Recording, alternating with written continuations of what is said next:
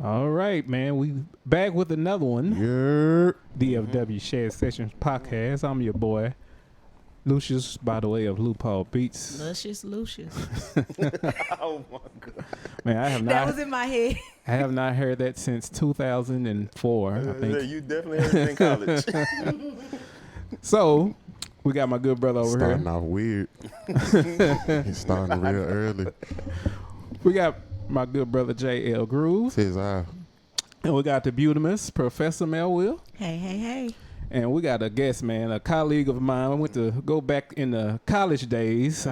He texted me talking about, yeah, I'm ready. So I think he got some stuff to let off his chest. Is that right? Yeah. Let go. Just a tad. Yeah, just a tad. We got my brother Be David free. David Harris. Clap it up for him one time.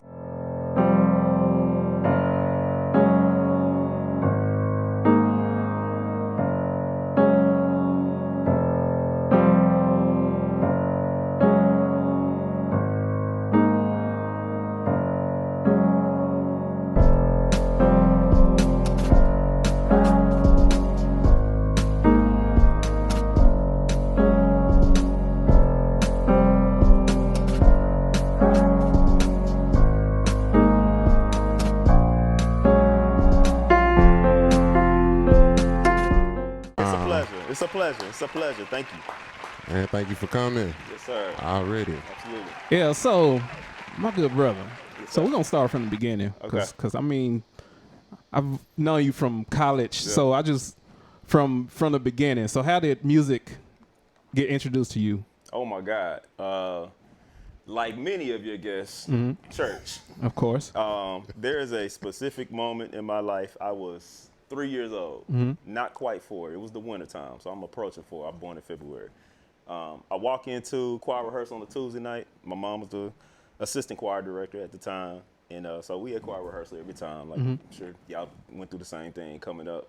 And just particular night in church, like I just stopped. The band was already in there jamming, and like it was like I froze, and it was just like that, like that moment where it just came upon. I was like, man, I want to do that. I mean, I know exactly how the instruments were set up. The organ was on this left side. It had this Moog on top of it. I'm talking about the old school Moog on top of the organ. The guy who was playing it at the time, his name was Terry Carter. Okay. And man, he's just over there killing, dude. Yeah. It was just like, man, I knew it was something I wanted to do. But then I saw those drums over there in the corner, and it was like, man, I got to get on the drums. Like, Tell you some It's drums, always bro. It's drums. always a drums, yeah. bro. So, like Tragic. that was when I know something was dropped in me, just different at that time. And like I don't have a lot of memories between that point and like age 5, maybe late 4, going into 5. But that particular night in rehearsal, man, like that was. I knew I was going to be a musician. Like at that point, I didn't know how long it was going to take me. Yeah. I knew I wanted to play the drums first. But that moment, that Tuesday night, man, that was the beginning of music for me. That You was went to a meeting one night and your heart wasn't right. man, look, And something got a hold of you. dude. Already. It was on me, bro. Yeah. It was on me. It was on me. It was on me for Already. sure. So at what point did you start on keys? Okay, so seriously playing keys, I'm gonna say late 5th grade, going into 6th grade. So age 10, age 11. We basically had this issue at my home church. My parents still go there to this day, where the assistant pastor was the drummer at the time. And they decided to start their own church, for some reasons we won't discuss on the pod. Okay. But they started their own church, and the family of that particular assistant pastor / drummer, they basically all went with him. So we got this little church in West Dallas, 55 people on a good Sunday, church packed out, and probably an 8-piece band, inside that church, so this late 80s, early 90s, this church rocking every week, horn section, percussion, Right. you know what I'm saying, like everything.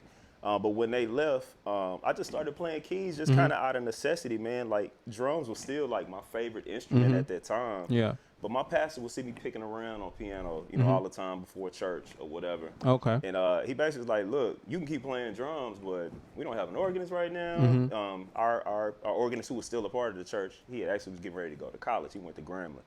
And so, Already. yeah, man, so I just learned out of necessity, man, and it's really my pastor at that time. He just passed this past January. He lived a great full life, 80-something years old.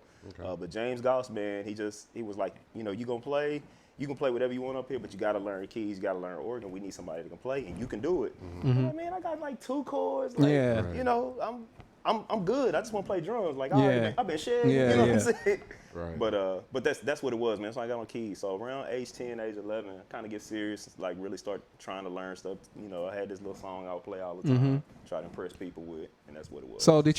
So around that time, did you ever like take any like piano lessons, or was it just playing at church? So just figuring things out by ear? Yeah, good question. No formal lessons at that time, man. It was just, man, that was the culture of my church, dude. Okay. Like young kids you were just absorbing what the guys who were older than you, what Same they for were me. doing. Yeah. Right. So I was just doing it out of love at that time, man. I got in the band in 6th grade and was playing trombone. Yeah.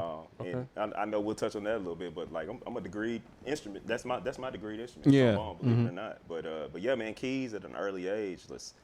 You was just doing it. You just picking it up, you know. So did you grow up in like Baptist or? So we were a non-denominational. Non-denomination. Church. Okay. A lot of Pentecostal roots. Okay, gotcha. You know, as I grew up and just kind of understood the denominations, and even some Kojic, you know, woven into one of our main churches that we affiliated with that were a Kojic church in Fort Worth. Believe it or not. So a lot of those roots, but non-denominational. Yeah, I know. Like far as Pentecostal or Kojic church, those are the churches that's known that really help you really get your chops in a good place. For sure. Because it was like everything was always unpredictable, unexpected. Ooh, I have a question. Especially at that time. Isn't non-denomination a denomination? By the standards of black church, you know, just because you don't put a name on it, I could see what you mean there. It could be. I was asked that a very long time ago. I didn't have an answer for that. Well, you know, I think they try to keep from. I think they do that because I think they want to. I think they try to stay away from whatever the title that they came from, because non-denomination you could usually go by like the form of teaching or the form of most of the music. Or the way they move, if it's Pentecostal or Baptist, but I'm just saying. Yeah. we went. My father, he did non-denomination. He was originally Kojic, but Jesus the reason Christ. the reason why he went under that umbrella is because he had a plethora of different, you know, backgrounds. So his mom was Baptist, his daddy was Jehovah's Witness. You had some, of course, Kojic and Pentecostal in there, but then you also had some Catholic people. So you had all these different people under this one roof worshiping, you know, God, and he didn't want to offend any of them by having, besides the fact that we wanted to get from under that Kojic umbrella, but he didn't want to offend anybody, you know, as far as them being a part of, you know, one denomination when they came from another. Sure. So he said, hey, we all are mutts at this point. Yeah, I think my experience was just, there's so many rules that come along with certain denominations. And so I'm not going to pick on any one. I've played in several churches, several different denominations, and I know a few of those rules are true. Like, I'm just calling it what it is, but I ain't going to pick on any one. But I think for me, growing up in Believers Tabernacle, shout out Believers Tabernacle, West Dallas, it was just one of them things, like, we didn't want to fall under any of the rules of either of the denominations. You know, we faith-based church, Jesus Christ our Lord and Savior. That's it. And that's what we built the church on, period. That's it. You know, so I think that was just my experience. Okay. Yeah. Nice. Yeah.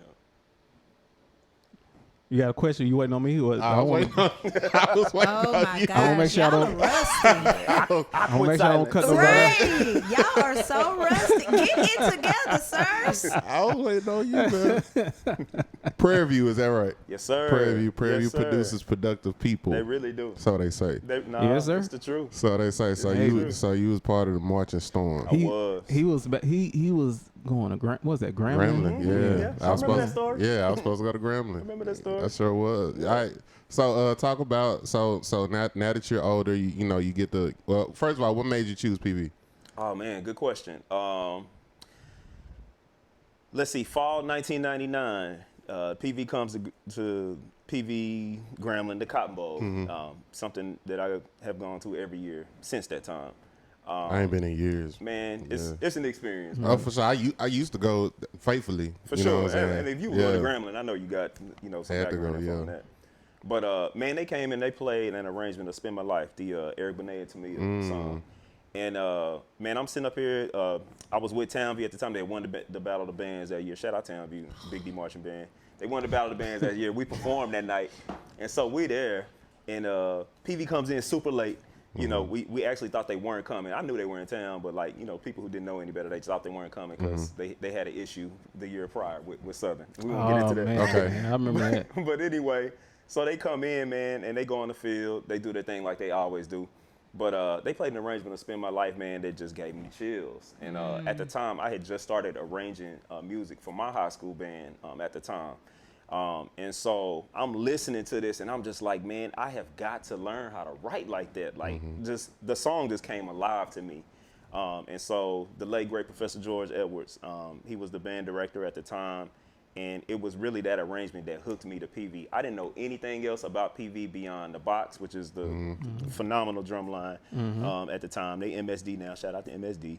And Really? and But they not box no more? it's a long story, but not the box anymore. Okay. Not the box anymore. I did not know that. Yeah. The MSD now.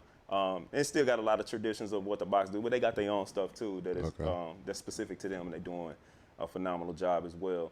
But yeah, man, that song, just hearing it my sophomore year in high school, dude, it just changed me, man. Yeah. Like just like who I wanted to be as an arranger at that time, and the way that I was into band and scoring.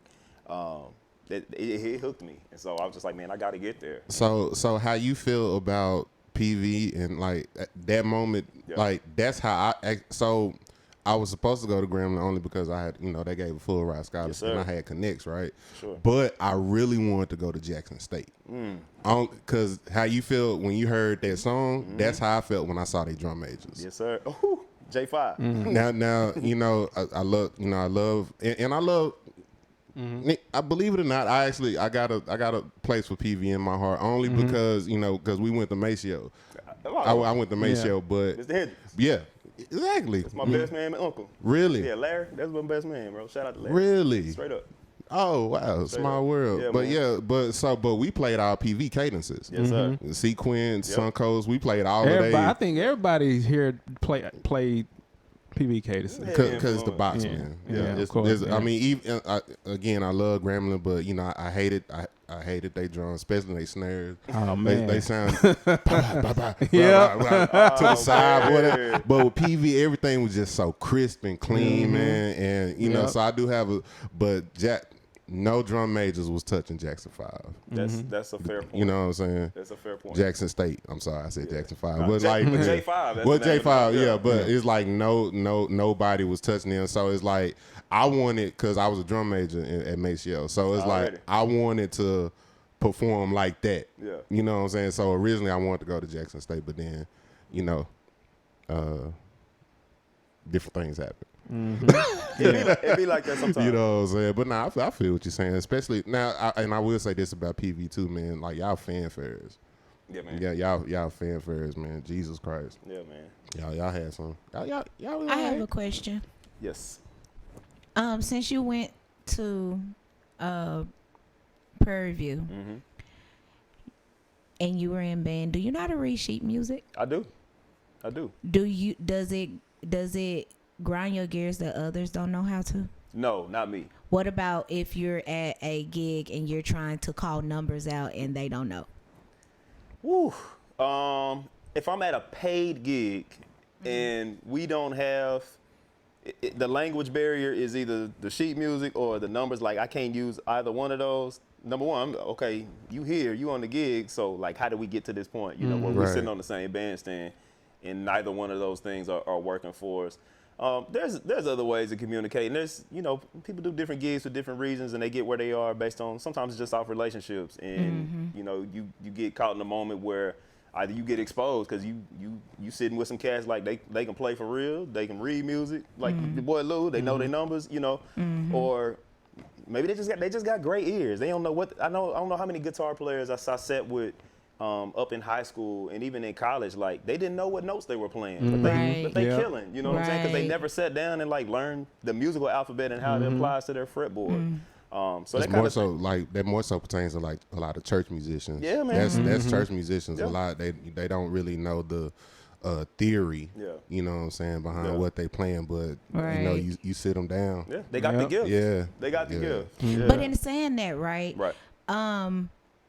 When you were learning sheet music, because I'm assuming you started learning while you were in college, right? It wasn't prior? No, it was elementary school. Really? Yeah, I played trombone my 6th grade year. So this is how we get to the trombone. I love telling this story, just as someone who's like a music lifer. You know, long story short, you had to take this placement test, and based on how you scored on your placement test for band at the time, Mr. Arnold, I forget his first name, but shout out to Mr. Arnold. That's how you got to pick your instrument. What school you went to? I went to elementary. Yeah. Leslie Allison Stemmons on the west side of Oak Cliff, close to Mountain View. We had at Lisbon. We had one that was named Arnold, but I was trying to see if it was the same one. It could have been. He taught at several schools. White guy. Okay. But anyway, so you go through like a week or two of like just music fundamentals. Like every good boy does fine. You learn the lines on the staff, like all of that, treble clef, bass clef, all of that. Man, I ain't pay attention to any of that. Like at all, because I had some piano background. Remember, I'm playing drums and piano already at this point, but I want to learn how to play the saxophone, because at the time, you know, my mom, she listened to smooth jazz all the time, you know. So before I knew like what was culturally acceptable in the music community with smooth jazz versus like, you know, straight ahead and any other forms of jazz. Like, that was my introduction to jazz. So, like, man, I want to play the stuff Dave Coz is playing, and, you know, Kenny G and all of that. You know, and I'm trying to impress the girls. Like, the saxophone. Right. I already know what it is. Man, I scored, like, the lowest in the class on the placement test. And so when it got to me, like, I could have picked baritone. He would not let me pick the snare drum because he already knew I played drums. And I think trumpet was available, but we had cornets. We didn't have trumpets, and I didn't like the condensed version. I just didn't like the way it looked. And so he was like, well, you can play trombone. And I'm just like, man, I don't got any. I said buttons, you know, at the time. I know valves, you know, all of that. But I was like, man, okay, whatever. You know, took the trombone home that week. I might have taken it out one time. I'm in the backyard. My dad talking about me like, man, that ain't how you put together. His brother played trombone. So he showed me how to put it together. He didn't know how to play, but he knew how it was supposed to look. And that's how I started playing trombone, and that's when I started reading music. When that instrument got put in my hand, but I fell in love with it over time, and it wasn't even anything that I wanted to do. I wanted to play saxophone so I could learn how to play the Kenny G songs, so I can get the girls. So you Do you still play trombone? I still play trombone.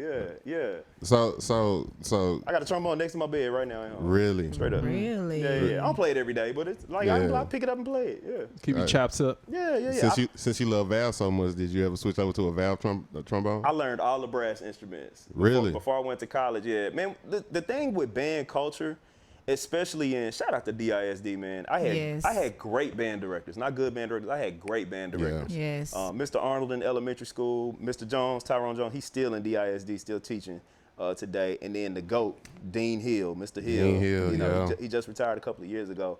But, man, if they saw that you had any interest outside of whatever your primary instrument was on, they found an opportunity. Number one, they were going to get you an instrument, whether you paid the rental fee or not, and they made sure that you know that you were able to get adequate time on it. And, man, every ensemble that I had, especially middle school and high school, I played a different instrument. I played keys and jazz band every time. I even played drums in middle school on jazz band for a while. I played trombone in jazz band, concert band. I started playing. They gave me a saxophone one summer. I learned saxophone one summer. I finally learned saxophone. Yeah, in 10th grade. Yeah, 10th grade. Like I just wanted to know how to play it. He gave me a book, gave me a horn, went home, learned how to play it, man. Cool. So just I was blessed with great directors coming up, and always just really giving those outlets to expand, you know, our music vocabulary and the instruments that we play coming up. I feel that. Sure. And that's definitely like you said, it's something in the DNA of especially DISD band, like even with Mr. Hendrix. Yeah. Like he pulled me to the side after practice. Yep. After, you know what I'm saying? He showed me showing me stuff that, you know, I didn't have to learn in class, like just one-on-one time with him, because like I guess he saw something in me. He knew that I actually loved it. Yeah. And that I would be able to, he knew that I was going to be doing it like just way beyond the band to hall. now, you know what I'm saying? So shout out to Shout out to the good teachers out For there. real, man. Salute all of those men and For women real. who did that, for For sure. real. 100. Yeah, so I got a question for you, brother. Okay, come on. So, with you being a MD, I know you're MD at Potter's House, Fort Worth. a Fort Worth location. Yeah, shout out. Dope. And before that, I believe you was the MD in Houston, right? Yes, I was. Good hope. So, Missionary Baptistry. yeah, but in a lot of cases, I noticed you always taking on that position as an MD. Right. Is that something that you just knew that you just always going to be doing that? Or is it? Did I know I was always going to be doing it? I mean, I can't say I was always going to be doing it. Like, man, I always wanted to be a part of just the dynamic of what that band looked like, whether I was in a rhythm section or whether I was in a full, wind ensemble. Like, I just always wanted to be a part of it. But, man, I was always thrust into leadership roles. I think some people are just, they're born with certain leadership qualities that they cannot hide. And that can be a gift and a curse. Yeah. Because, like, I know y'all sat on several bandstands. You don't always want to be the MD. Yeah. You know what I'm saying? Like, man, I want to learn the songs. I'm going to play my part. Yeah. Like, I'm going to do what I do. But that's also a quality of a great leader. You know how to follow. You know how to play your role. And you can do it well. But, like, the people around you, they will gravitate to you. And, like, nah, man, like, I like the way that you do it. I like the way that you run the rehearsals. Or I just like your approach. Like, can you show me? Or just go ahead and lead. And they just throw you out there. So I think it's one of those things where those leadership qualities have always been in me. And so, eventually, I just get put into that position. And, if it feels right, you do it. You know? And if it didn't feel right, I probably wouldn't have been a part of the group either way. So I wouldn't even gotten myself in that position to even be looked at that way. Yeah, that's the thing. I know the difference between being a side man and being a leader. Side man is, is always knowing where your place is at, far as playing with the band and doing what's needed with your part. But being a leader, you gotta know for sure, know the songs, everything within the songs, and tell everybody what's needed. And also reading the room and make sure you in good communication with the singer or whoever's leading. Sure. Yeah. I think another thing that happens too with the whole like getting thrown into the leadership position, and I'm pretty sure you've been in this situation before where it started off as you just coming to play, but then you'll see that maybe it's unorganized or they don't know when to come in. And so at that point, at that point, because your name is attached to it, like your leader just kicks in.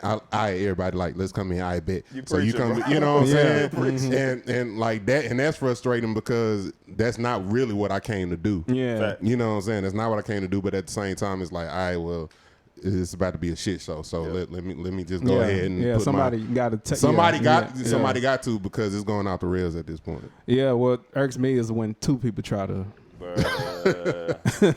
One person. But even with like that right there, right, being a good leader is also knowing when. Bro, you got it. Yeah. You know what I'm saying? You got it. But if this go off the rails, it's on you. Right. It's on you. All the way. You know what I'm saying? Don't even confuse it with me. You said you got it, so I'm gonna let you have it. I'm gonna let you have it. That's what's up, man. Yeah. So I know you're also a vice principal, right? I'm an assistant principal, yes sir. Oh, I said vice principal. We call him dean of assistant, scholars. man. I'm a dean of scholars. Yeah. Okay. Yeah. So before that, you was band director, or I taught music, K-12. I taught general music. I've taught choir. I've taught band. Anything that's had to do with music in the education for 11 years. I did that kindergarten through 12th grade at some point. Yeah. Oh, okay. Yeah.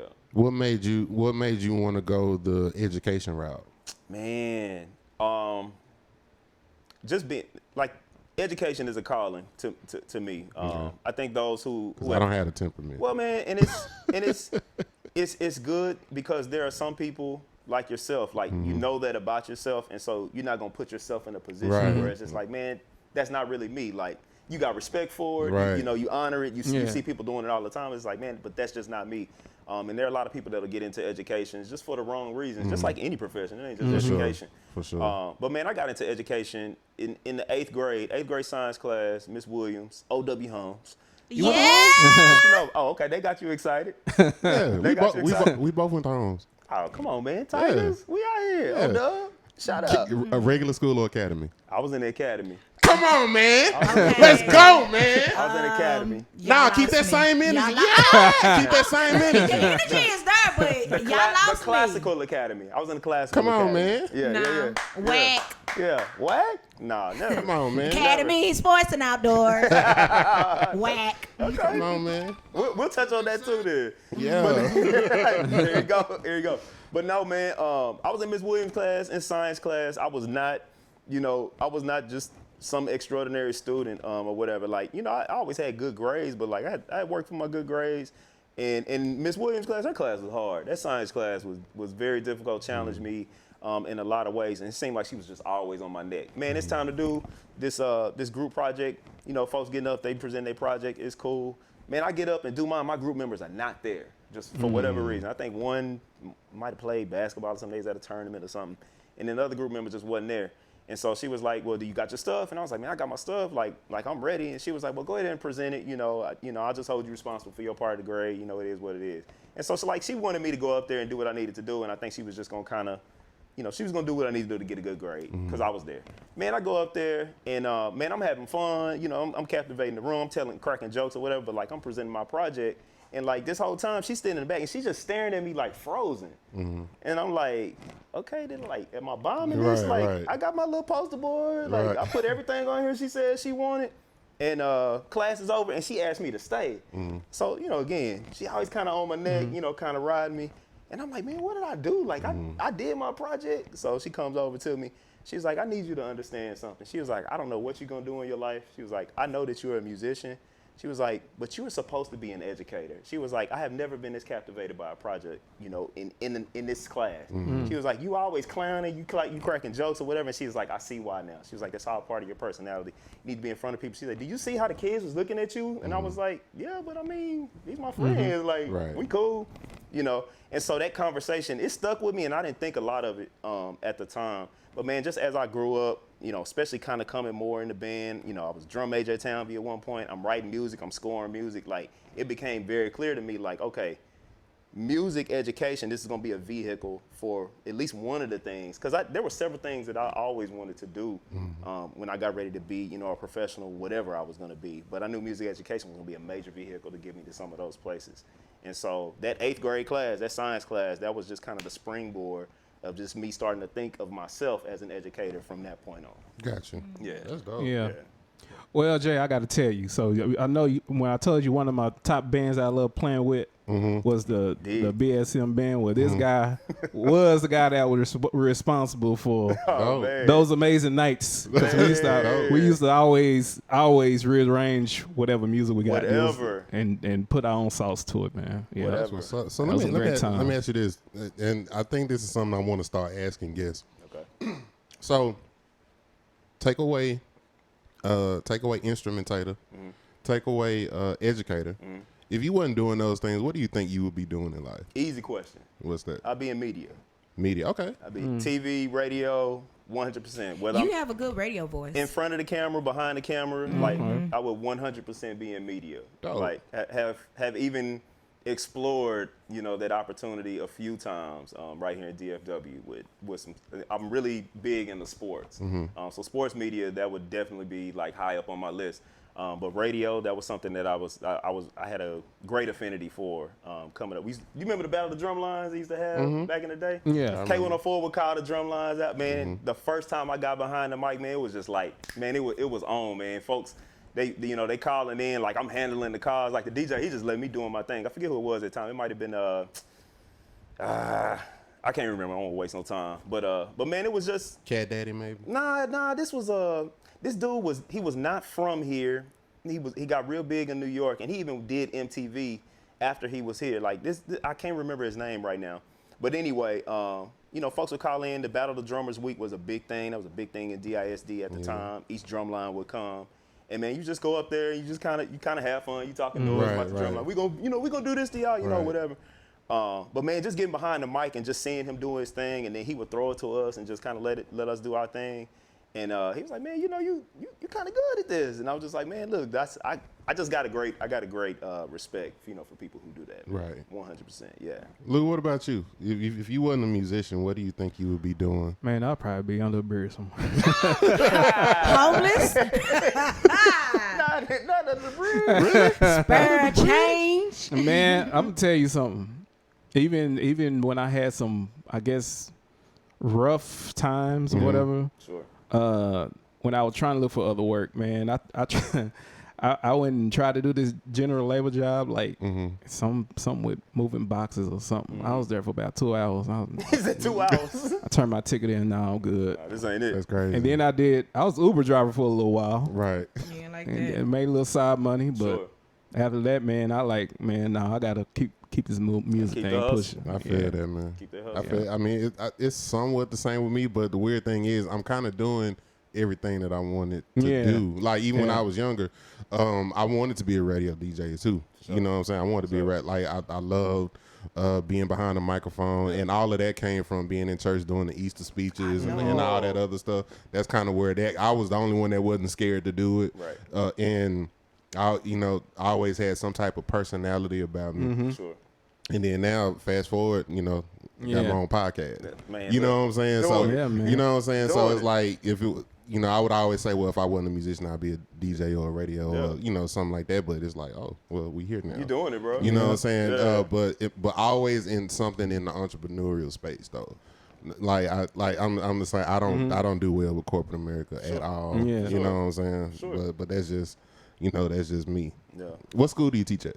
I teach at Summit International Preparatory. So it's there's the Uplift Education Charter Network. Okay. And anything that I say about them, I am not representing the thoughts. Right. No, I'm not gonna say anything crazy anyway. But yeah, man, Summit International Preparatory. It's a K-12 in Arlington. I'm walking distance from the AT&T Stadium. Go shout out to the Cowboys. And, Cowboys. You were Big doing time. so good. Big time. You were doing so good, man. I felt like we made a man. connection and everything. And then you just had to Yeah. mess it all up. But Been it's there, all good. been there the better part of the last decade, man. That's home. Okay. Yeah. That's what's up. Absolutely. That's what's up. Well, Lou, What's up? I'm not going to lie to you. Uh-huh. I know I've said this before, Oh, but I really mean it this time. I think this is going to be the best episode. Man, well, hopefully next week, see what next week brings. I don't know. Well, Every I'm week, just saying, man, you be setting the bar high. you be setting it, man. But I we- really we mean be- it this time, though. Okay. You know what I'm saying? But yeah, This so is the GOAT of episode. it's the GOAT. This is greatest DFW Shed Sessions of all time. Yeah. You know what I'm saying? Love But I have a question. Yes. If you walk me through this, right? So you've played trombone, Yep. you've played saxophone, Yes, I have. you've played drums, Yes. you play keys. Do. Now, Still. okay, I'm assuming you play all of them still right now, right? I played it. I mean, I play keys at church, so I play that more than anything. Ain't too many people calling me to play drums. You got too many folks like J Ell. They ain't calling me to play. They calling me to play drums. We in a tough spot. We in a tough Man. spot. Nobody's available. Huh? Man, we in a tough Right. spot. They calling me to play drums. What else you play? Of those, like I said, all the brass instruments. So, being a music educator as long as I was, like you are taught in college to be able to teach anyone the fundamentals of just about any woodwind instrument, a brass instrument, any of the wind instruments. So like I can teach you how to play trumpet. I can teach you how to play tuba. I've been wanting to learn how to play the violin. Now I can teach you the basics. Basics of violin. I make sure you can make it a good sound. I can teach you some scales, and then after that, I'm gonna try to find somebody else Right. because I ain't that dude. So my question is, if you could only play one out of all the instruments that you know how to play, Right. that's heavy. I said that's heavy. Yeah. if you could only play one for the rest of your life, Easy. I mean, it would be keys. The keys, they keep me sane. but you sleep with the trombone. So I'm trying to figure out why you cheating at this point. That's your side piece. Right. Right. Okay. That's funny. I'm gonna tell you the real reason why I still play trombone, and the reasons that I pick it up more than anything is to annoy my kids. Okay. I will wake them up 7 o'clock in the morning. Okay. Why That can't is I can hilarious. actually see you with your personality. I can Listen, see you doing it. FTK They already. they That already is know. hilarious. They already know first day of school, I'm waking them up at the crack of dawn. What song are you playing? What are you playing? Man, I'll play Let's Go Band. It's like it's always something crazy. Like I'm gonna go in there and play it as loud as I can in each one of their rooms.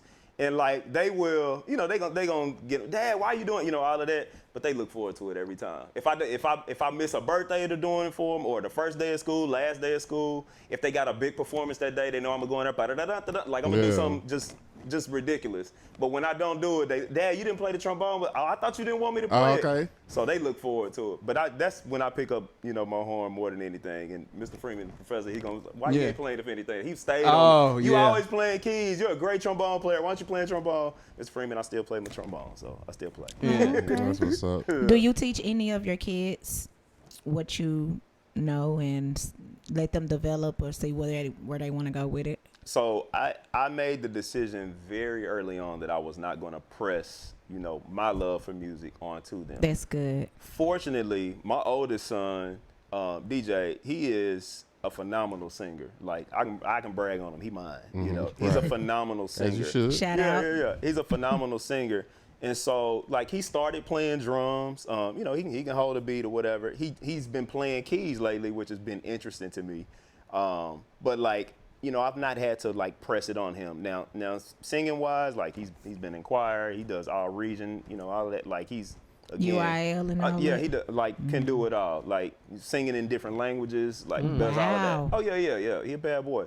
My daughter, she a volleyball player. She can hold a tune. It just hadn't been on her, like that. Now this third grader I got, there's something different going on. It's always the youngest. It's always the youngest. My boy got a drum set in his room. He got a little toy guitar. He got a full blown pocket trumpet that he wanted for Christmas. Oh yeah, that's gonna be the one. Now he hasn't stayed consistent with any of them. But I hear noise all the time, coming from all of them. And he's still, very young, attention span, all of that. Yeah. The times that I have sat down with him, like I kind of push him too hard. And, I don't want to be, that parent. And I know for me, it was just very different. Like the appetite that I had for music at their ages was just different.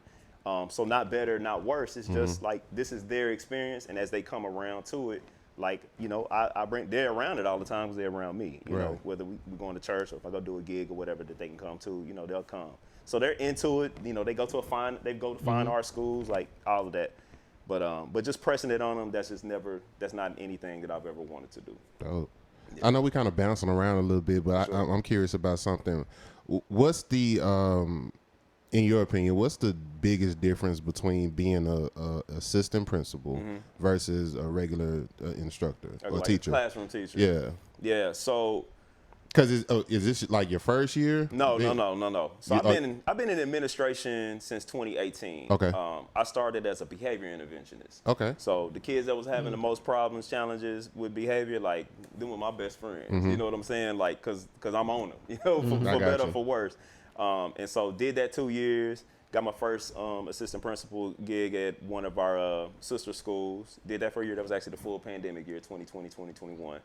And then that behavior interventionist role kind of changed a little bit. It expanded. We started calling them student support specialists, and there were some more things that got added to it. So got interested in that, went back to the school that I'm currently at now in that role, did it 2 years. And then this official year, they was like, okay, it's time to be assistant principal again. Okay. And so now I kind of got my eyes, kind of set on the next step, principal.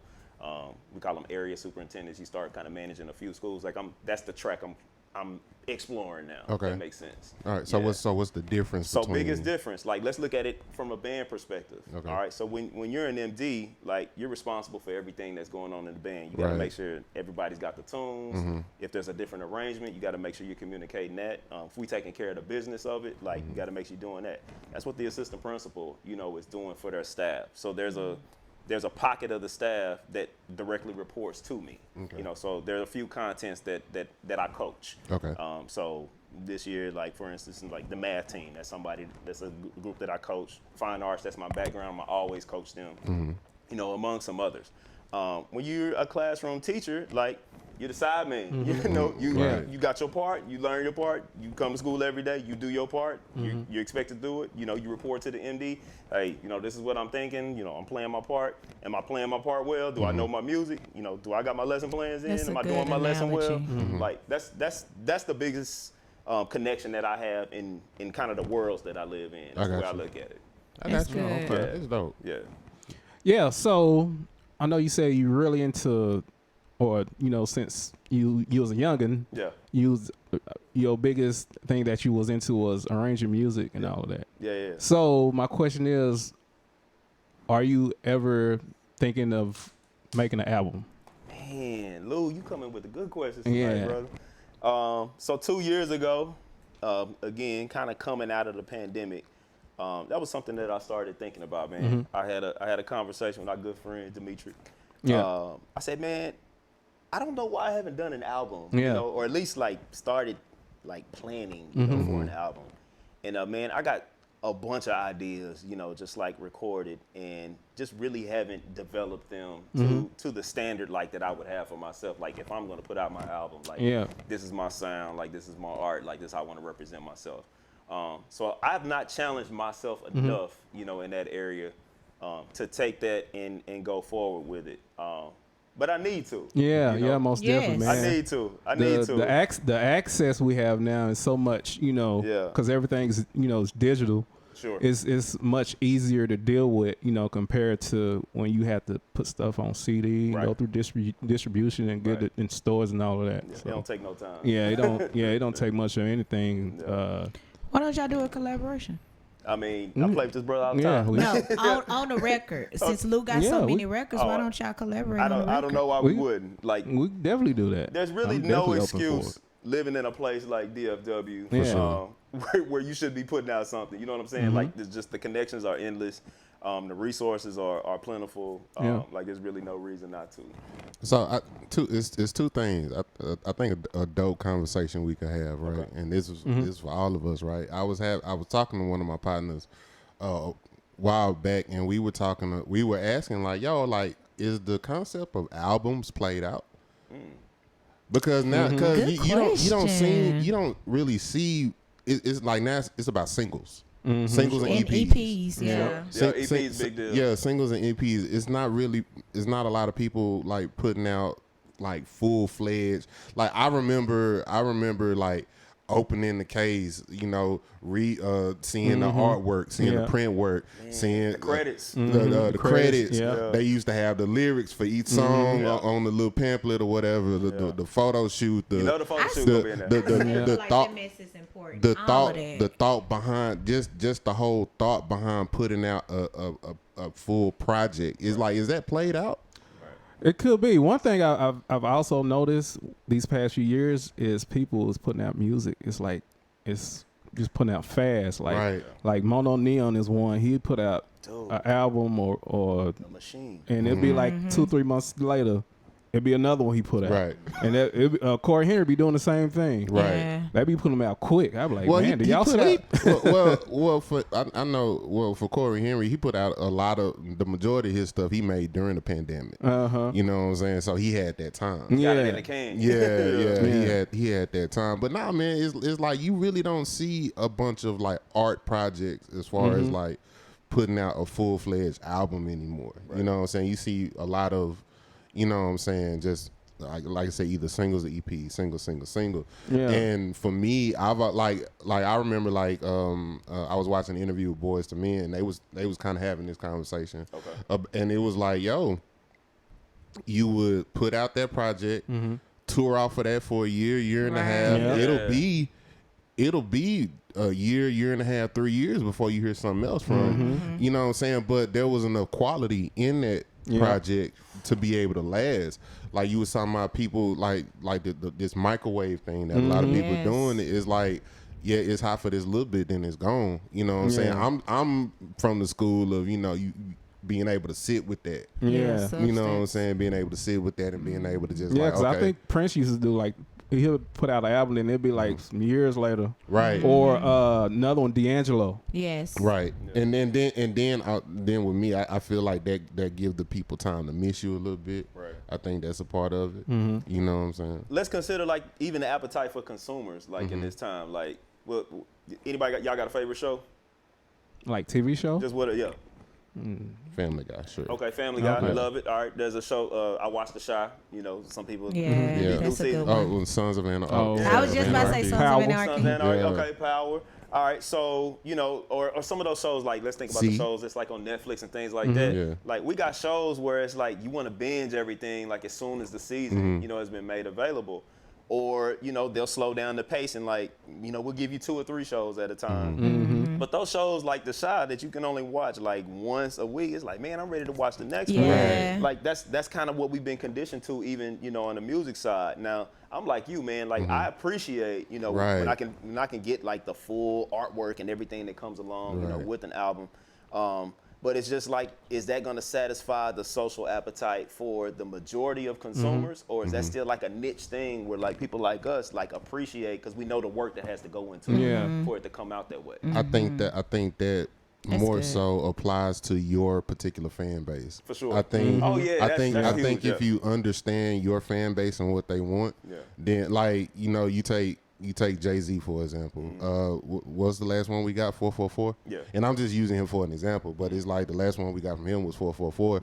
Is like his fan base understands that like oh well he doesn't have to you know you know what I'm saying he lit like he's pretty much already solidified. Or you could take somebody like Kendrick Lamar. Yeah. We want something else from Kendrick, but it's like you as a fan of Kendrick Lamar, you appreciate the quality of the music that comes out, so you're a little bit more understanding why this is probably taking you know what I'm saying so much time. Yeah. You know And what I'm then saying? I feel like music works the same way. So like we just named some of those shows, like Sons of Anarchy. Done had all these seasons, right? I will go back and watch all the seasons multiple times as if I've never seen them before. And you say Game of Thrones? Game of Thrones. Yes. Big And Still never seen one episode of Game. you gotta push through the first 3 and I then was you you. good. I tried to watch one that Look, You gotta push through the first 3 and I then you was good. you. I think I was watching like 20 seconds, then I went to something else. You gotta push through, Lou. So my point is, so like you know, those shows, and then it's something about going and rewatching them every time because then you catch something that you didn't catch the first. I literally think about music the same way. I was about to say that about music too. Yes, I will sit there and listen to an old record, and then I have this thing where they may have new music out, but I'm still, you know, cherishing the old record, and that's how much substance. Now, would you argue that these days the substance is not there so much, so that's why it's so easy for people to be like, all right, I'm done? Because me, I will run a record in the ground and then resurrect it and run it again because that's how solid the record is. Whereas the crap, I don't even listen to the radio now. The crap that's out there now. So, I mean, how do y'all feel about that? Do you feel the same way about the music, your idols or the people that you cherish? You go and listen to their old stuff, and then who was that just came out? Somebody came out with a new project, and it was like, it's not hitting the same as your old. Like, how do you feel about the people that, you know, back then they gave substance, and then they came back in the new era, and it's like, not so much. Take me back. Like, how you feel about that? I think you hit the head of the nail just right on it. I think it just comes down to the consumer. You talked about like the fan base. Man, we have such high standards, and I'm speaking like for us. We have such high standards for like what we appreciate, what we'll promote, what we'll tell somebody else. Man, y'all need to go check this out. Man, there's so many artists. There's nothing I get more excited about in music when there's a new artist putting out something like dope. I never forget the first time I heard Lucky Day. I didn't know his name the first time I heard his song, but then he was like on one of the little side stage joints for BET. And they showed a portion of his performance. I was like, man, I heard that song before. And so locked into him, man, he got a whole project out, this underground, if you want to call it. And had been a fan of him, up until that point. And then it's like that Yam song, Right. But that song had been out for years. Yeah, I was about to say, that song was actually old. Yeah. And that's not Lucky Day. Make sure I say that. But like people, gravitated to it. You got Uncle Charlie, he go in there, he do a song, it go viral. And I was like, man, that song been out. Right. But like you go back and listen to, is it Masijo? Masijo. You go back and listen to that catalog, and it's like, man, this dude got dope. some fire music. You know what I'm saying? Yeah. So I just think it comes down to the appetite. Like I'm always listening for good music, hoping for good music. From folks I've never heard of, because it's just some gems out there. But I'm like you, like the mainstream stuff is just like the mass consumer is just. Their ears are just wanting something different than what I like. Call it me getting older, whatever. Yeah. But it's just, it ain't for me. Yeah. Us musicians, man. Our we have such a distinctive taste. Sure. In music or what we listen to, because I know you remember back in the day where cats had CDs of live music or records. That was like, we call it like underground music. Right. And when somebody, you got to hear this. Or it'd be a live version of, and it'll be like the most killer music.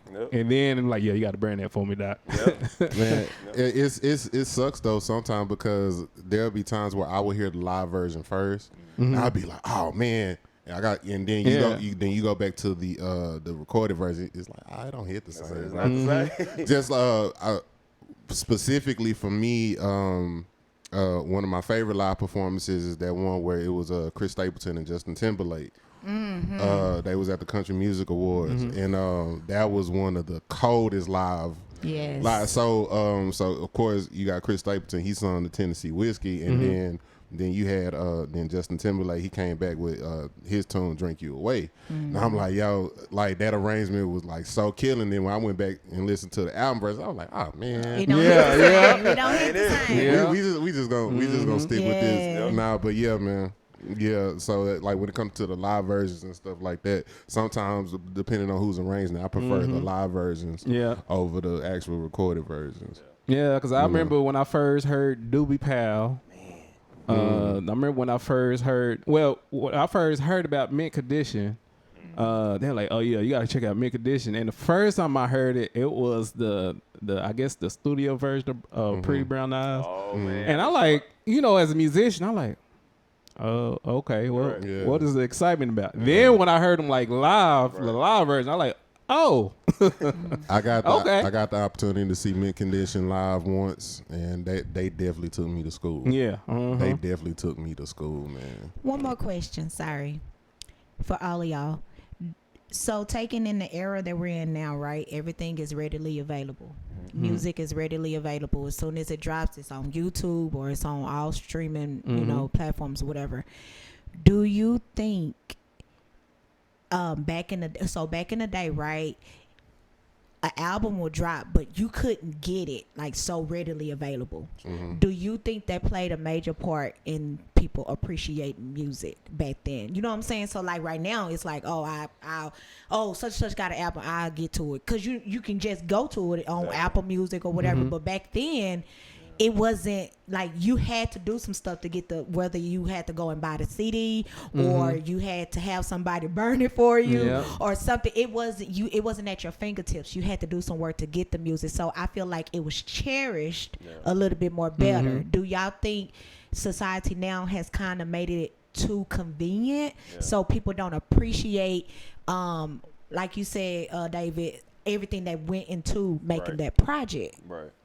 Yeah, I think there's two sides that we keep talking about the consumer appetite. One side of convenience, you just said it earlier, when we talk about making albums, like it made it so much easier for the artists to get their music out. You know what I'm saying? So, we can make a project right here. You know what I'm saying? Put it out on iTunes, put it on Spotify. Like we can do all that right here from the living room. We don't have to talk to a distributor or anything. But because we've kind of created the culture of, all right, this music can be put out. It's like, all right, well, if I'm the consumer, like, hurry up and get it to me. Like, Right. I don't want to go down to Best Buy and get the CD out the store, you know, or Sam Goody. You know what I'm saying? You know, like we've removed the process to be able to just to acquire the music. And so there's been two sides of it. It's made it a lot easier on the artists to get their music out. You know, you can just use YouTube. Right. You know, put your album out right there if you want to, just, you know, so you can get the hits and get, you know, an audience that way. But, you know, on the other side of it, being the consumer, you know, everything is instantaneous. Like, we need it as quick as possible. And so that has, you know, in my opinion, you know, that has kind of diminished, you know, the product and what's being put out. Right. Yeah. Me personally, I don't think the convenience of getting the music has really done anything. I just think it's just more so the quality and the quality of the music plus the speed that it comes out. I think that's what brings some of it down. You know what I'm saying? You can call now this is where it's two-sided for me, because on one end you can say it's because the consumer their attention span is a little bit shorter. Sure. Or you can call it a small part of it greed on the artist side. You know what I'm saying? Wanting to hurry up and get that bread and then leave. Yep. You know what I'm saying? Like, so that's where it's two-sided for me. You know what I'm saying? Wanting to hurry up and follow in that trend, but it's like, for me, I forget what movie it was, but it's a cold line. He said, if you're important enough, they'll wait. Oh yeah. You know what I'm saying? Yeah. If you're important enough, they'll wait. I forget what the movie was. Be Cool. Okay. Yes. Oh yeah. One of my Cedric Entertainer. Andre was in there. Okay. And, can't never shoot nobody. Don't give me a gun. You already know what you know what I'm saying? But John Travolta said that. He said, if you're important enough, they'll wait. Yeah. You know what I'm saying? And it's like, exactly. So I think that just goes back to, if you're putting out a certain quality, then it won't matter really how, you know what I'm saying, how often you put it out. Just make sure it's good. Yeah, man. She also make sure that it's good too. Okay. Okay. There you go. Yeah. Okay. I was waiting I'm not gonna say I was waiting on it. I was. But I was like, okay. Yeah. He came back as an He adult. done grown up. He grew Nope, up. not yet. I'm 40, but I still got some more growing up to do. Still got some. He ain't done with you yet. Yeah, he ain't done with me yet. Still working on it. Right. Still working on it. Lou, what you got? Man, I think we got was it break time? Is it break time? Yeah, man. It's break time. There's some good combos right here, man. Well, listen, man. Yeah. I told you, man. We got a good guest, man. Listen, DFW Shed Sessions, man. We're gonna take a real slight pause for the calls, get our mind right, and we're gonna come back and continue with Mr. David and get some more input on what this young man is thinking or whatever. And we gonna see y'all in a little bit. Don't bust that nut yet. We will be right back. Yes, sir. Yeah.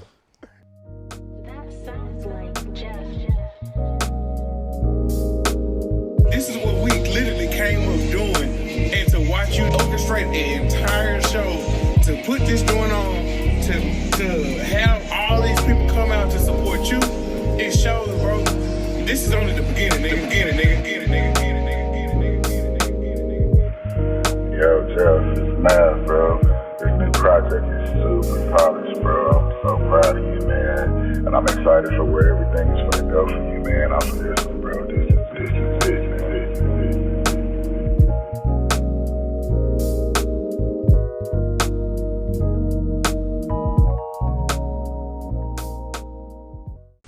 Y'all, I finally did it. I finally finished my first ebook, From Overlooked to Overbook, the blueprint to a successful career as a musician. Y'all, I poured my heart and soul over this ebook, compiling information from many years of experience that I feel would be beneficial to anybody who's looking to level up their career as a musician. I got so many topics on there, 10 different topics on there, talking about EPKs, professionalism, the gear to use. Go over to my link in bio, check out my ebook, follow me as I give more daily tips in regards to this topic to your future. I gotta share this feeling. It feels good to be loved by you. It feels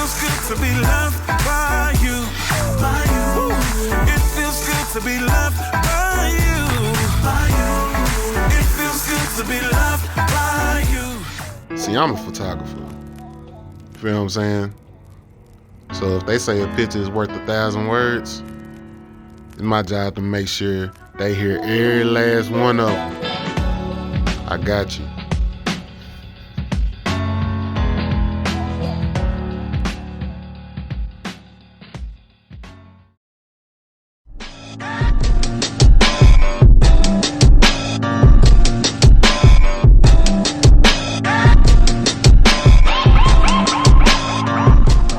Y'all, man, Guess who's back? We back. Good old DFW Shed Sessions. It's been a very great convo, guys, ladies, lady and guy. I appreciate you for saying that. Inclusion. Yeah, we gotta, Right. yeah, we gotta respect the house. So make sure you guys subscribe to our channel, DFW Shed Sessions on YouTube.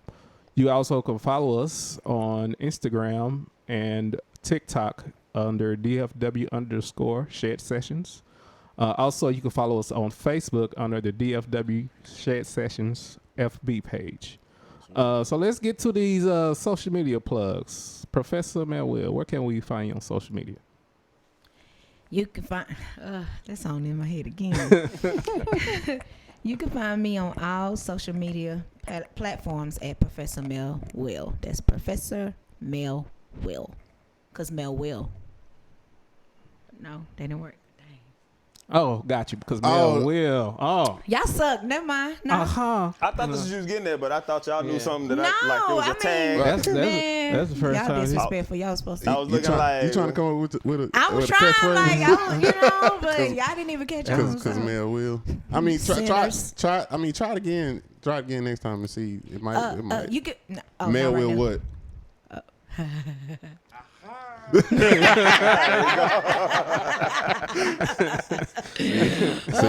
gotta be careful with your catchphrases, and then you gotta commit. Then you gotta commit. Yeah.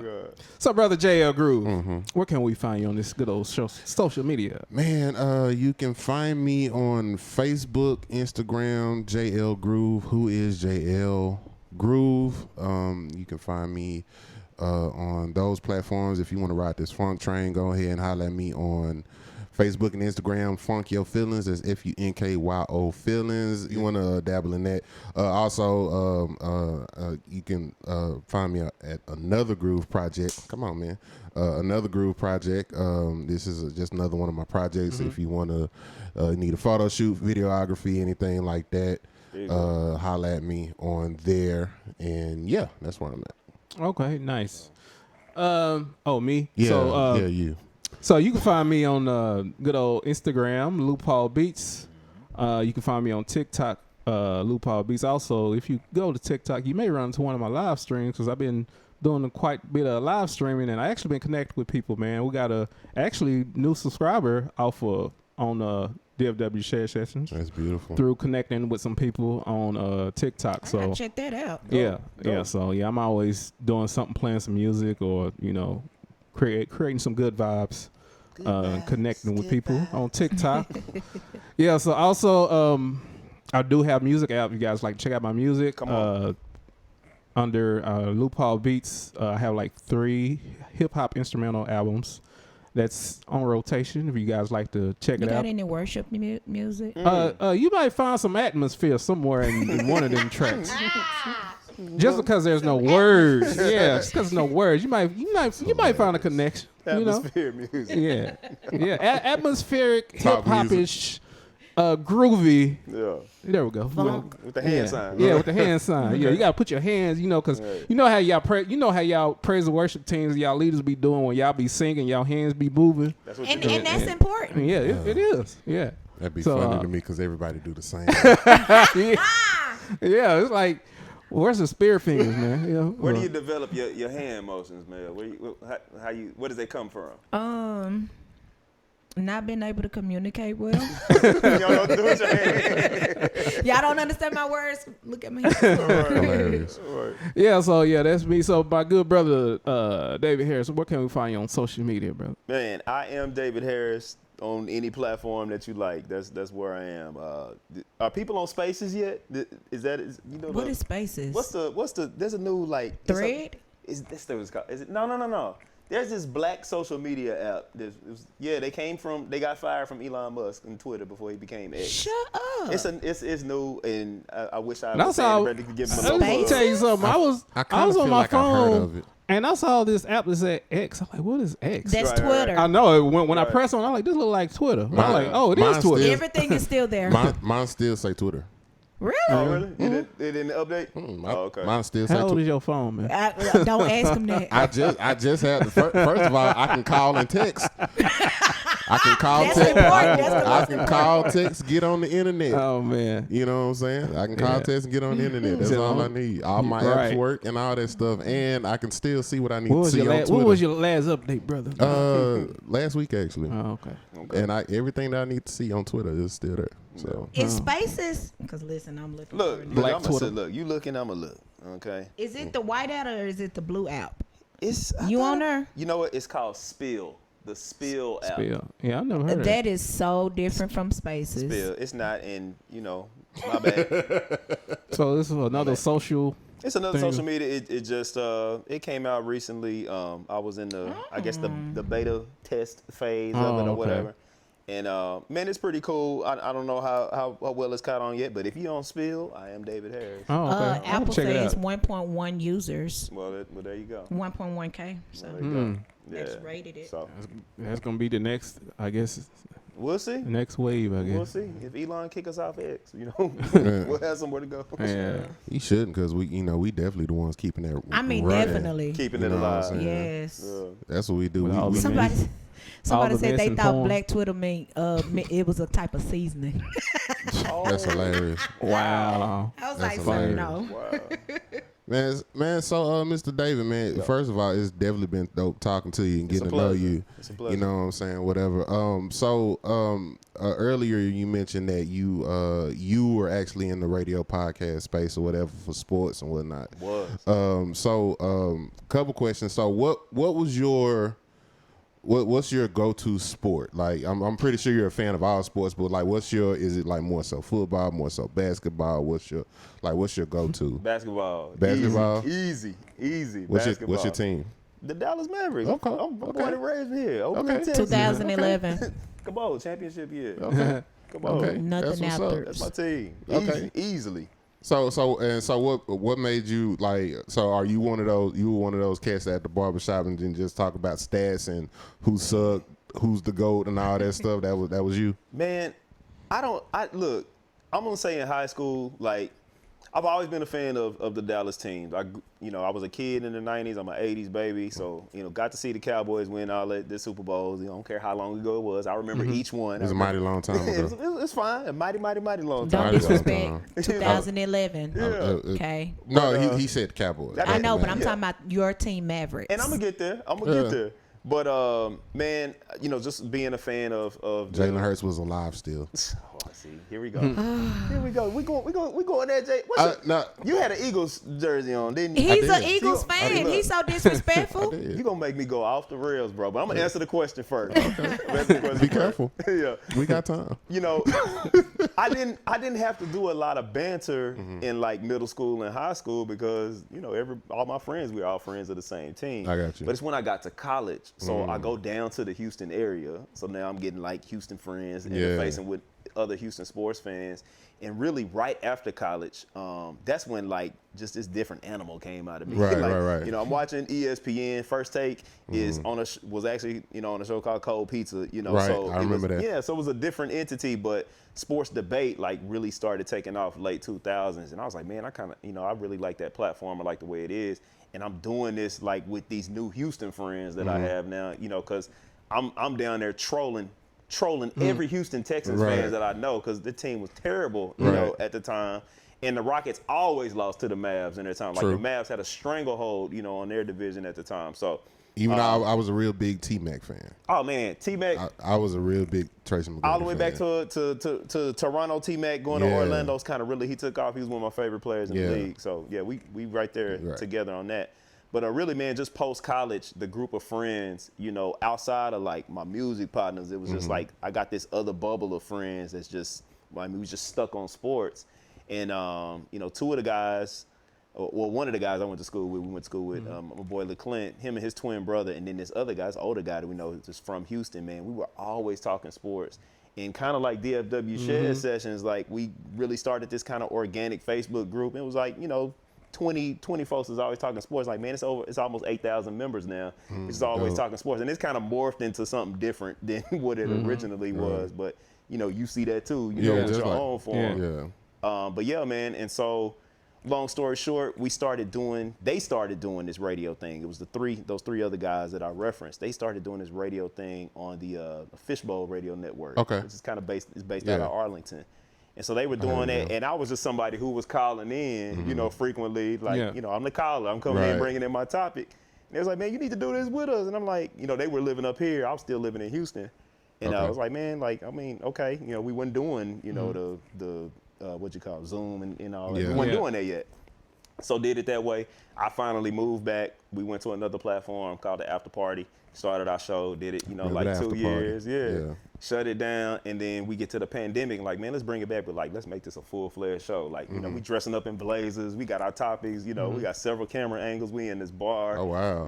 And it was a full production. Like, man, I'm sitting up here. I made bumper music. I was doing background tracks. Like, wow. I was producing it with this other guy, Matt Wilson, who's also a phenomenal musician. And we had a great time during that time, and we had the time to do it, during the pandemic. And then, as life started going back to normal, it was just something we kind of let it be where it was after that year. And still love those guys. They're still best friends. We still talking noise to this day, about our favorite sports teams. But yeah, that's why I have so much respect for what y'all do, man. I know what it takes. I know y'all doing this, and y'all doing it a great way. So let me ask you this. Let me ask you this. So since you kind of been in that space, like I said, got to the point where it was like a full-fledged production. What advice would you give us? What advice would I give you? Us.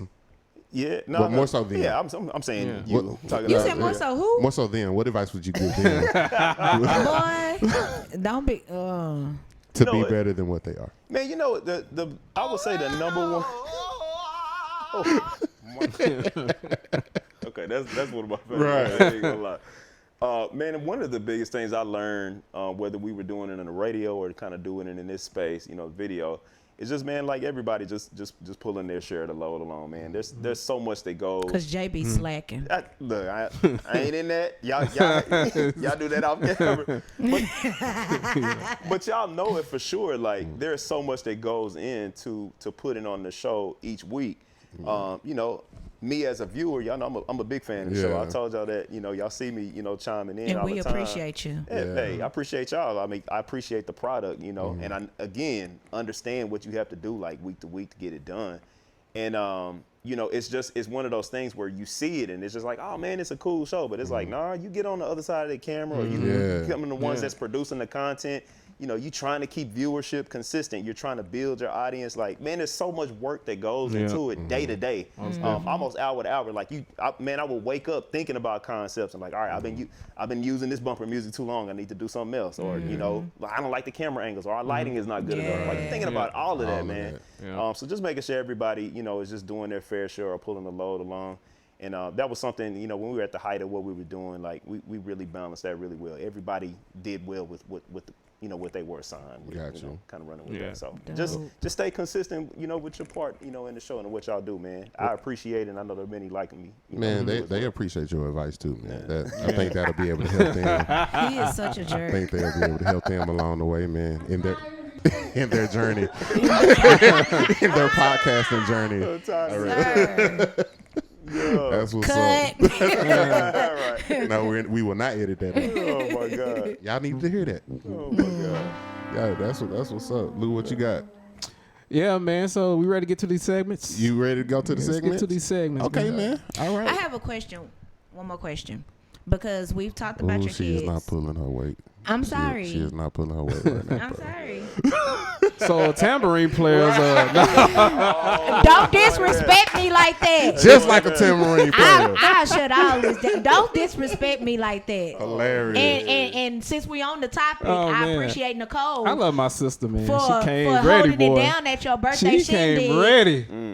She came and ready. I hate that I didn't get there because I would have sat right beside her and and just when she left it in home. when she left it in the post comment, I like, okay. So did she do that? We gonna get to your question, I promise. But did she? And we gonna put that clip in the in post. We gonna put that. Did she do that like to be petty, or is like? I felt a little pettiness, but I think it was kind of both. I think she's really proud of herself as being a tambourine player because when I say she goes, I mean like far as church, she goes everywhere with that tambourine. Church is different, even though I still hate it. Church is different, but to a show, like to bring that to the show, I appreciate That's it. wild. I was like, go Nicole, represent, that's please. funny. And you should have let her get on the stage and perform. Hey, well, that was up to her, man. That was open mic. She could have had all the freedom to go up there. Huh? Man, I see somebody go on stage with a tambourine for open mic. I'm gonna lose it, bro. Y'all don't give us enough credit. Y'all need us. Okay, let me ask you a question. Real questions. This is sincere.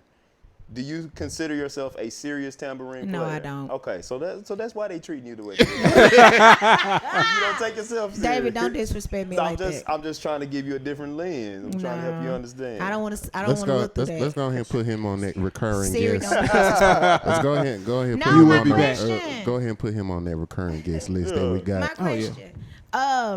We talked about your kids. Yes. And we didn't mention your wife. Man, we got to. And we have to. We got to. Because I was thinking about that. I was too. I was too. But my question is, okay, this trombone, right? Yeah. That you sleep with. I don't sleep with just in my room and next to my bed. You said next to your bed. It's either me or the trombone. I feel like when you roll over, you're like, good morning. It is not like that. No. So, what is the chemistry when it comes to your music and everything? What is the chemistry between you and your wife? Is it because she's very beautiful, by the way. Thank you so much. She is. Yeah. Yeah. Is she supportive? One, and how does she handle? Well, he's not going to say no on camera. Even if he's not going to. I'm gonna tell the truth. I mean, I was about to say some people do tell the truth. Like, no, my wife really not into that type. You know what I'm saying? They will. But he is not Donald Johnson. He is Hilarious. Hilarious. Shout out to Donald, man. He is not Donald. Donald, I didn't say that. I didn't either, bro. DJ came and told his whole life story. Man. No, hey, he got healing. He got healing. Yeah. Now, but my question is, one, how's the support? Two, does she incorporate or assist in your musical platform? And then three, how does that play a part in the home with her? Because we talked about the kids, but how does it, like, do y'all be in the kitchen, swinging and, cooking eggs and singing together and stuff? Like, how does it play a part? Okay, so you asked three great questions, and I'm glad. Thank you, because you've been telling Lou all this time that he had great questions, and you never said that to me. Okay, well, it's your time to shine. Thank you. It's your time to shine. So, my wife, Robin Harris, first of all, y'all, she's a gem. Shout out to Robin. This lady is a gem. Like, you talking about somebody that has just completely blessed my life from the moment that I'm gonna say from the moment we decided to date, because I knew her the better part of 5 years before we ever dated. And it's been 11 years now, right? We've been married 11 years. Mm-hmm. Yeah, we dated, since 2010. So we've been dated, since 2010, 13 years. But anyway, knew each other 5 years prior to that. And she's not here, so I get to tell the story the way I want to tell it. I just feel like she was in denial the times that I was trying to shoot at her because, here we are, 11 years of marriage, 3 kids, But man, she's a gem. So, talk about the support factor. She's my biggest support system. You're talking about somebody that holds down the home week in and week out. There are at least 2 nights a week that I'm not home until later in the evening because I'm at a rehearsal or I'm at a service, and it's been like that the entire time. Time. And this is a career woman. I'm talking about boss woman. On top of her field, like she's doing her thing too. Mm-hmm. But we have to have that balance. Huxtable. Yeah, doing her thing for real. But we have to have that balance as just for her schedule, because she can work crazy hours sometimes too. And then obviously for me, whether it's just my week to week, or if I decide I'm gonna do a gig or something like that, or just even like this thing tonight, like I'm having to make sure that, hey babe, we're gonna actually move up the recording time, like you still good to get the kids, like that kind of thing. And so extremely supportive, is always looking out for my best interest. She is. She would not consider herself a singer or a musician, anything like that. She has a beautiful singing voice. I've encouraged her to she should do more, but she's so hard on herself just from being not only on her just herself, but like me being around some creatives who she respects, and she's just like, nah, that's just not me. Like I don't do it consistent enough, that kind of thing. So she's her own worst critic, but she actually has a great singing voice. But just to have, somebody like that who understands how passionate I am, about the craft of music. Like she understands, like I have this standard. I'm only going to operate at this standard. If it ain't the standard, then I'm not going to do it. You know what I'm saying? Wow. So she's going to give me that space to to do what I need to do to kind of get in, in that mode to be able to do what I do best. And just has always been, a supportive system. And there are times like it gets rough, like it gets on her nerves, it drives her crazy. I'm getting ready for a big show, I'm rehearsing all the time, all of that. She's just. She said, "David, shut up." I mean, it would wear on anyone. But I will tell you this, there's also a keyboard in my room on that same wall where that trombone is. You just got all of them in there. I mean, and she bought it to put it there because I said, man, I have one in my office, and I said, man, I kind of need one in the room if something hit me. So she just went and bought one. You know what I'm saying? She's like, all right, you got it. But she'll tell you like I don't play it enough, for her. Because she bought it. Yeah, she bought it. Like she wants to hear it, more often or whatever. And so and whenever she sees this, like she's gonna be like, yes. So does that mean you gonna play more? Like, like that's who she is. So stay on them, Robin. Yeah. She gonna hold me to that. But at least she don't play tambourine. Yeah, I mean, no, she does not play tambourine at all. Beautiful. Not at all. But Robin, if you need some lessons, hit me up, girl. But I can say just honestly, wholeheartedly, like anything that I'm trying to do, not only musically, but just anything, man. She's team me. We support each other. In everything that we do, and man, she's just she's a huge blessing to everything that I do. I love that for y'all. Yeah, so, does she also do like work at the Potter's House, or? So she does volunteer at the Potter's House. She is, she could be a stage manager one Sunday. My wife is actually she's a contracted voiceover contractor. Oh, okay. And she actually still does it for us for a couple of churches in Houston. So she gets paid to do their voiceover work for their announcements or radio spots or whatever. So she has a communications background. She's phenomenal at it. Works in communications now for Dallas ISD. And it's just, again, she a boss. Yeah, because I know me subbing in this past Sunday. Yeah. I'm playing. I look up and I see her. She got the headset. I'm like, yeah. Oh, okay. Yeah. If she had time to do it consistently, she could be a hired hand for sure for that. But she does it, But again, she managing the kids, and I'm working for the church, at the same time, and working for a school, so they can be a lot, on her at times. So it just depends. Okay. Superwoman. Yeah, she is. 100. Nice. I appreciate the balance of it all, and if you you, of course, you watch the show. I always ask that question, like, how do you balance being, you know what I'm saying? Because you have you, the person, right? You have you, the musician, right? Add in you, the assistant principal, and then you know what I'm saying. You know what I'm saying. I was about to say, then you, the husband, then you know what I'm saying. So having a partner that can help you balance all of that. You a stuff. whole pastor in these streets. I'm gonna give y'all an idea on the show. You keep it on here if you're not. Y'all should target a few wives of these musicians, that have come on, or husbands, because y'all have had wonderful, talented ladies that have come on too. And just speak to them about what that looks like, supporting that when they're not, in music, like we are, like you get some crazy stories. We had the opposite when we had Rachel Patman on, and her husband was actually here in the background. I remember that. Yeah, and that was interesting just to see his perspective too. To chop it up with him for a little bit. But that's what's up, man. They got some stories to tell from that side for sure. Oh, I'm sure. Yeah, I'm sure. That's what's up, man. Yeah. All right, man. So we got a recurring segment. A couple things that we ask. We like to deep dive and get to know you a little bit better, man. So we start with the top 5. Okay. In no particular order. And if the co-host would, He talking about you, Lou. if the co-hosts would, you know what I'm saying, let this fine young man answer his own questions, that would be dope. But but earlier, of course, you are a band geek, you are a band head. Straight up. So like myself, so my question is, what are your top 5 HBCU marching bands? Ooh. Good question. Like I said, they don't have to be in any particular order.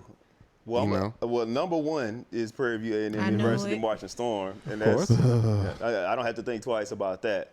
So I'm gonna keep them out of it. Okay. I'm gonna keep them out of it, and I'm gonna give you 5 bands, you know, in any order.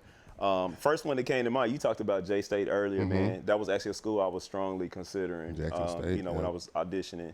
I have always appreciated their band. The drum majors are amazing, but they have a phenomenal trombone section, and have had a phenomenal trombone section for years. So J State is definitely up there.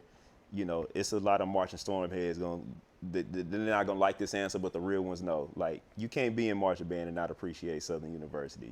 You gotta love the human jukebox. Yeah. You know, the power, you know, that this band produces is, I don't think anybody can match it, but it is a very musical program. You really listen to some of the things that they're playing.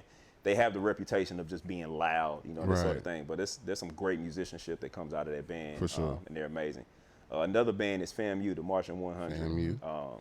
Prof Edwards, the late great George Edwards, that was his alma mater. And so there are a lot of kind of foundational principles that are kind of still in the Marching Storm. Not as much now because there's a new regime, and Dr. Zachary, current band director, he didn't go to FAMU.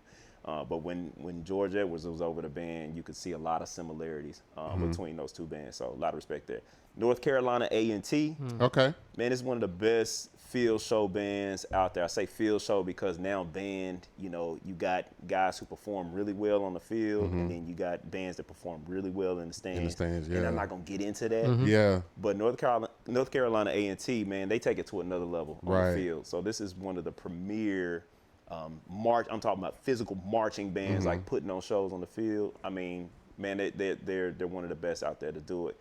And then the last one is a little difficult to say, but I got to talk about the band that turned me on to HBCUs from the beginning, and it's Grambling State University. Come on, Grambling. You know, world fame. And so, you know, depending on who you talk to now, they have whatever reputation, you know, that they have now, and you ask different people, you'll probably get a different answer. You ask 10 different people, you probably get 10 different answers.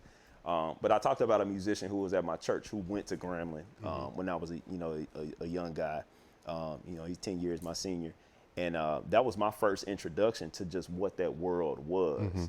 You know, I remember him, you know, he was always, you know, kind of husky guy, you know, not a big dude. Man, he went to Grambling, came back, and like, this dude, I mean, he cut in shape. Oh, yeah. And, you know, I'm like, man, what you been doing? He was like, man, Band you know, camp will do it. Dude, like, Summertime, you know, yeah, man, like, I mean, you know, had him right. You know, I was in middle school and kind of going into high school the last couple of years that he was in the band.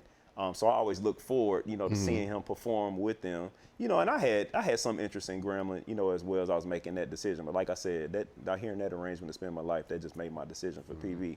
But Grambling, man, there's a nostalgia that I'm connected to, you know, with them, you know, from the Cotton Bowl days and things like that. And I still have a lot of respect for that program.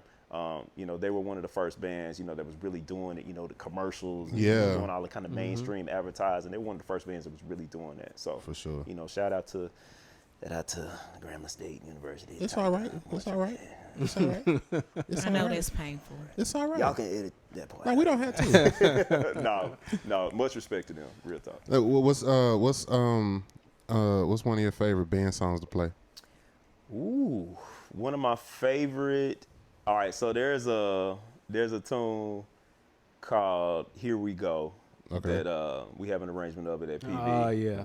Man, we used to wear that song out. Man. Yep. The trombone part in it is like they take the melody and the verse to kind of take the lead. Man, we used to love playing that. And then we had an arrangement of "Running Away." We had this arrangement "Running Away" from Frank. Yeah, dude. And this is, you know, I'm gonna be real. I'm gonna just be real. I'm thinking about Cotton Bowl. I think this was 2000, probably 3 or 4. Gremlin had a nice arrangement of that too, and man, and we went at it, in the fifth quarter. That's we call Fifth that quarter. quarter Yeah. after the game. Man. We played our arrangement of it. They played their arrangement of it, and like man, they was smoking, dude, and they played it as we were coming out, so they made like we running away from them. Right. Oh wow. Timing is everything with the song. Yeah. But No, we for sure. We was just trying to go get something. Man, It's time for us to go eat. Mine is Nick. Yeah. Everybody got arrangement of Nick. Nick. Yeah. Nick Man, that is was the ultimate. Yeah. That was a joint back in the I day. think.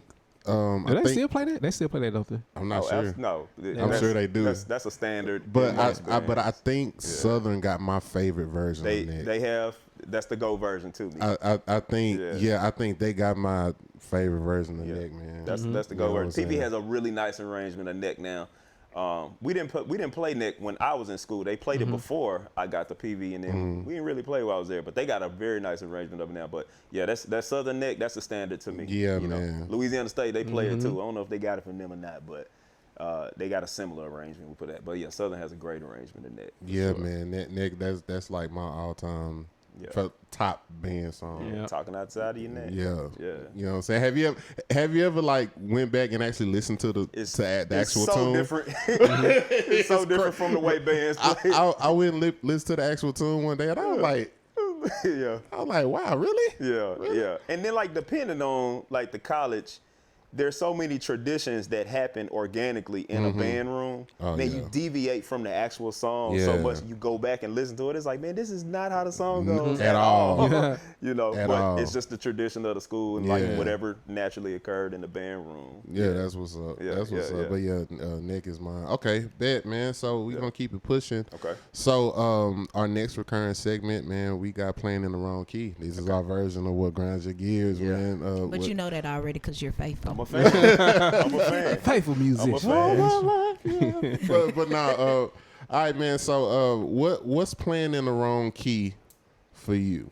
What grinds my gear as a musician, and I should say gears, I cannot stand when I hear musicians, usually church musicians, have the sharp versus flat battle. Is it C sharp or is it D flat? That is the I hear that dumbest. too.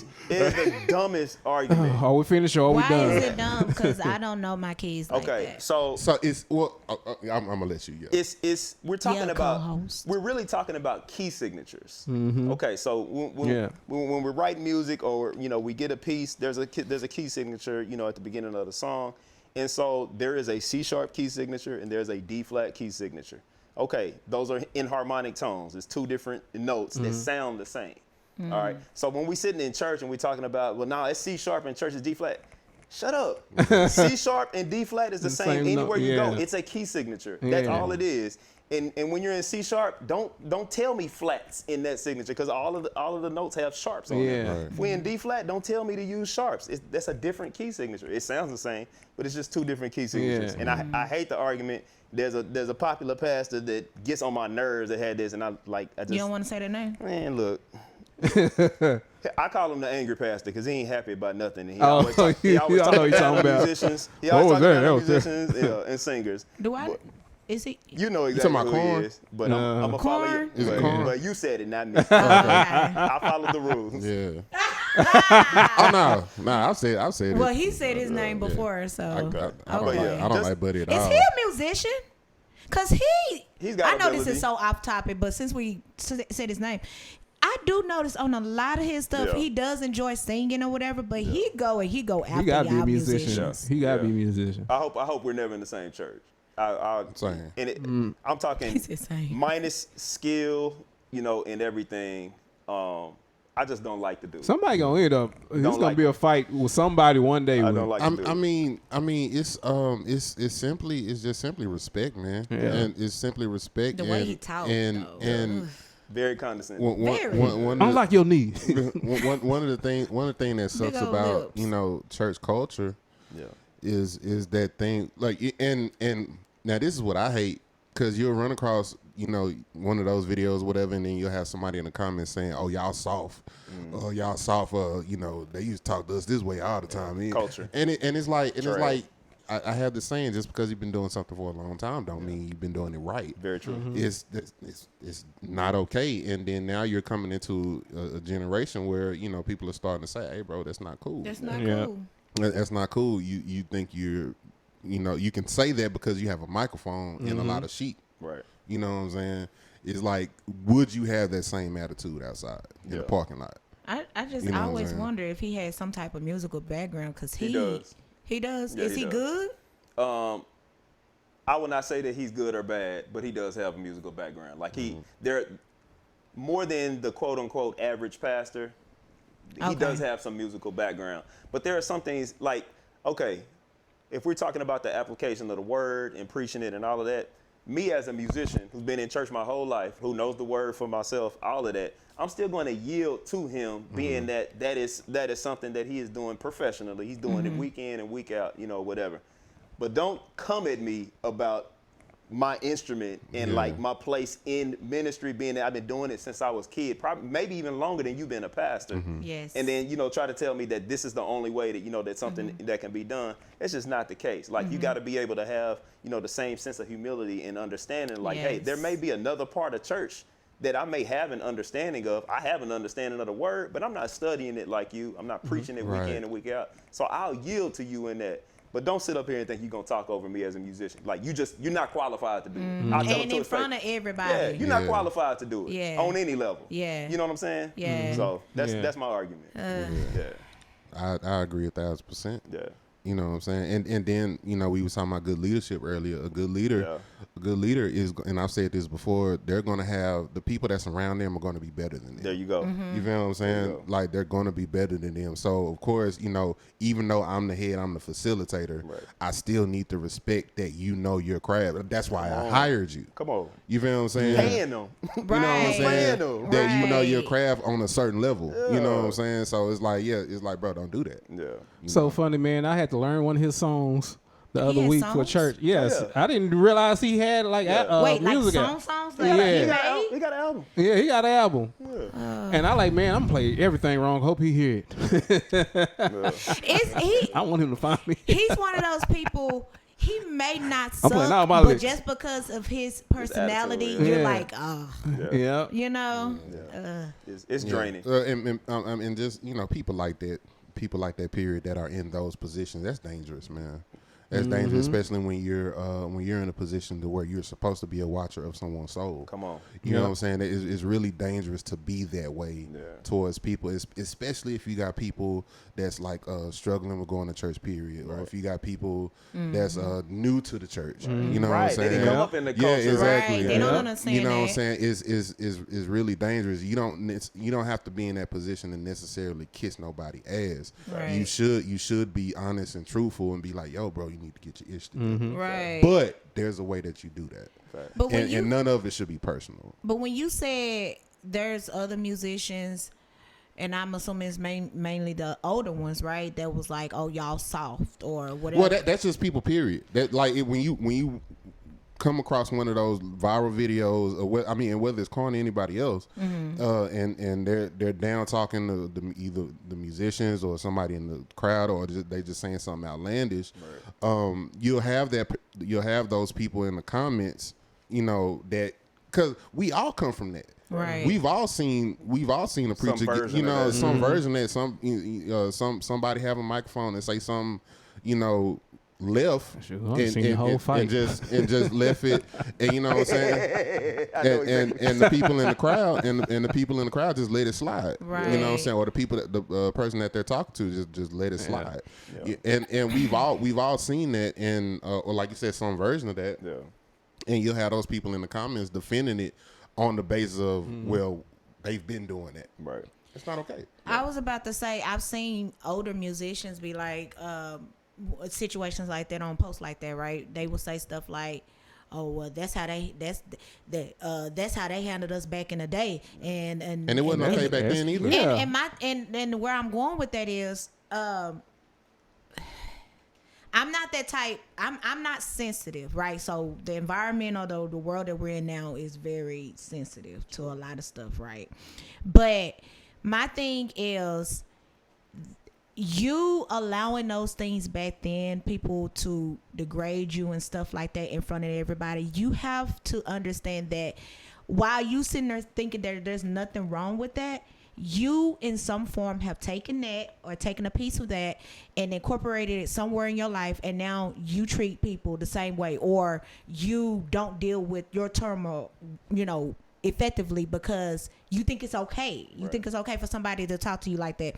You think it's okay for you to serve in that capacity, carry a whole service, because musicians do that. You carry the whole service. Yeah. You think it's okay for somebody to degrade you over the pulpit, and then you go home and you don't know how to deal with your wife, or you don't know how to deal with your child, because that's how they treat you. Like, at some point, I feel like it's not just musicians, it's singers, it's praise and worship leaders or whatever. They get that same type of treatment. But at some point, you have to sit back and say, you know what, this is bleeding over into another part of my life. Let me correct it now, or let me separate myself from that situation, so I don't treat, like, if you really sit back and look at those same people, go home with them at the end of the day, I am pretty sure at some point they are taking that same thing and treating somebody the same, and then it comes at, well, why are you that way? Well, somebody did it to me. Right. You know what I'm saying? Type of thing. So I don't think it's okay at all. Can I take that exact same thing and flip it? Don't play devil's advocate on my No, we're not talking about devil's advocate. I'm talking about that same concept and just flipping it. Bro, I got a wife in the crowd. Yeah. I got kids in the crowd. Yeah. Right. And they seeing that happen. I don't need them thinking they can disrespect me. Right. You feel what I'm saying? Right. I don't need them seeing that and thinking, you know what I'm saying, like, oh, the next time they get mad, or the next time they get frustrated, or don't know how to properly communicate or whatever, that they can talk to me or anybody else like that. You know what I'm saying? Yeah. Right. Like I said, it's deeper than just you grabbing a microphone and having a power trip right quick. Yeah. You have to really be careful. You know what I'm saying, when you're in that position. You really, because you're looked at as an authoritative figure. Right. You feel what I'm saying? Yes, you are the pastor and you are the overseer of our souls. Right. My kids should not see you as more authoritative than me in our household. Right. Mm-hmm. You feel what I'm saying? So it's like okay, there still should be a level of respect for other adults, regardless what I'm doing, my position, whatever. Just whatever, if you're in a leadership position, you're still dealing with other people outside of what y'all got going on. And besides and that, you a musician too, so you should know. Yeah. Like, you know what I'm saying? I don't get that concept. Yeah. Even though you're a pastor, I love to go into churches and see pastors playing on the organ. You know what I'm saying? Because you know what I'm saying? Or playing, like my daddy. He lives to go jump on somebody's drums. And be wrong. And be wrong. I still ain't forgave you, Pop. Wow. He lives to jump on somebody's drums. But I love to see leaders do that, because you one, that's a love that they have, because they know they started there. Well, and then two, they didn't degrade where they started just because they got elevated to a position like that. You are a musician too, so you know how hectic it is for all these spirits to be in the audience, and I have to deal with those things while I'm trying to serve. You know what I'm saying? It does not. It bothers me. I'm not a yes, I am. I'm a tambourine player. I was about to say I'm not a musician. But I kind of feel you guys in that area, because me as a praise and worship leader, you're not going to sit there. Okay, come over here and do this. And that's the difference. 98%, of those pastors, who have that musical background. And let me not assign a percentage to it, because that could be unfair to some, who don't fall into that category. But there are too many of them who can't do it for themselves. Right. They feel like they've been doing it as long as they've had some great musicians behind them, at whatever stop they were. And so they feel like, okay, I've gained all this experience and I know what's to be expected of whoever is supposed to be behind me, because of the experience that they had with those 1, 2, 3, 4, 5 individuals, who made them look really good. But that's not everyone's reality, and that's not going to be their reality in every space that they go to. Right. One thing that I love my pastor, Pastor Winfield, Shout out. in Fort Worth. Man, I've been at that church for 10 years. Been in the MD capacity since about 2016, 2017. And, there's been times, where, we've had to be corrected about something, or we've been reprimanded about something that happened, in church. Never done it over the pulpit. Nobody in the congregation would have ever known, that has happened. And then when we had those conversations with him, whether it was he and I directly or was with the whole band or whatever, nobody came out of that feeling like they were disrespected. Right. Awesome. It was. And that's how it should be. Yeah, Right. it's like we talking to the leader of the church. This is this man's church. He's got a way that he wants it to run it. There was a problem that he identified. He didn't call us out over the mic. He did what you're supposed to do in business. When you correct people, you correct them, behind closed doors. You don't have to embarrass them in front of people. And unfortunately, there's just too many times that there have been too many representations of, these pastors who are in, this place of power, this authoritative position, and they just do it out of order. Part of it is because they just don't know any better. They were brought up in the culture of the black church, Right. so they feel like that's the way to do it. And they've never been checked about but it. they never been taught the way they're supposed to be doing, or they've never been in a position where it's like, well, this is actually not the way that you do this. Like, it's still a business. These are people that you're paying to support you, Right. while you're on this platform. And so, there's a way to go about doing it. So I don't want to, put this rumor out there that, musicians can't be corrected. They can, but there's a way to do it. And then if I've ever had an issue with my leadership, that's the same way I'm going to do it. I need to get on this calendar. We need to talk about the issue. Get on the calendar. I need to get on this calendar. We need to talk about the issue at hand. And Not then figure Facebook.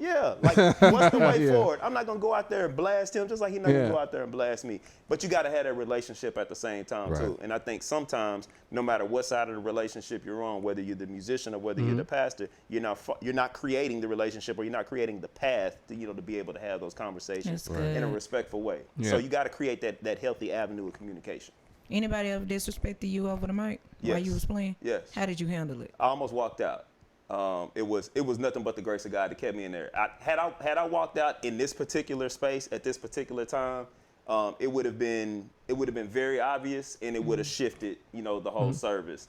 And it was musicians like you. Oh yeah. When But I had to check myself in the moment, because like I felt the Holy Spirit and God saying, I need you to stay. This is not about you. Let me deal with that person. Wow. And all I say is I haven't seen that person preach a sermon since that day.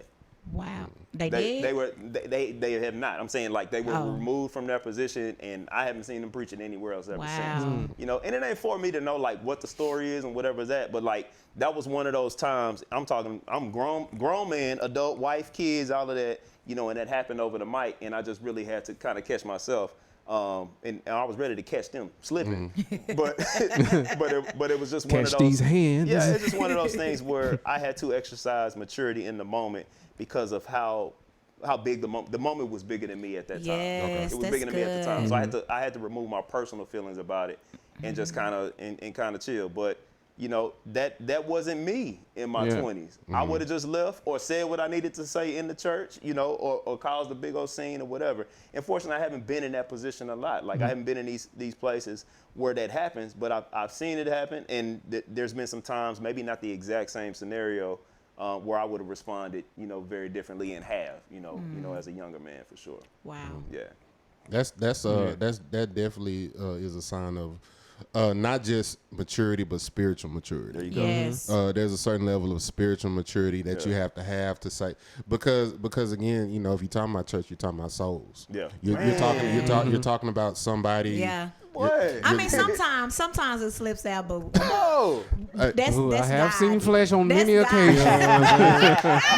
I try to pump you up, bro. They brought you right back.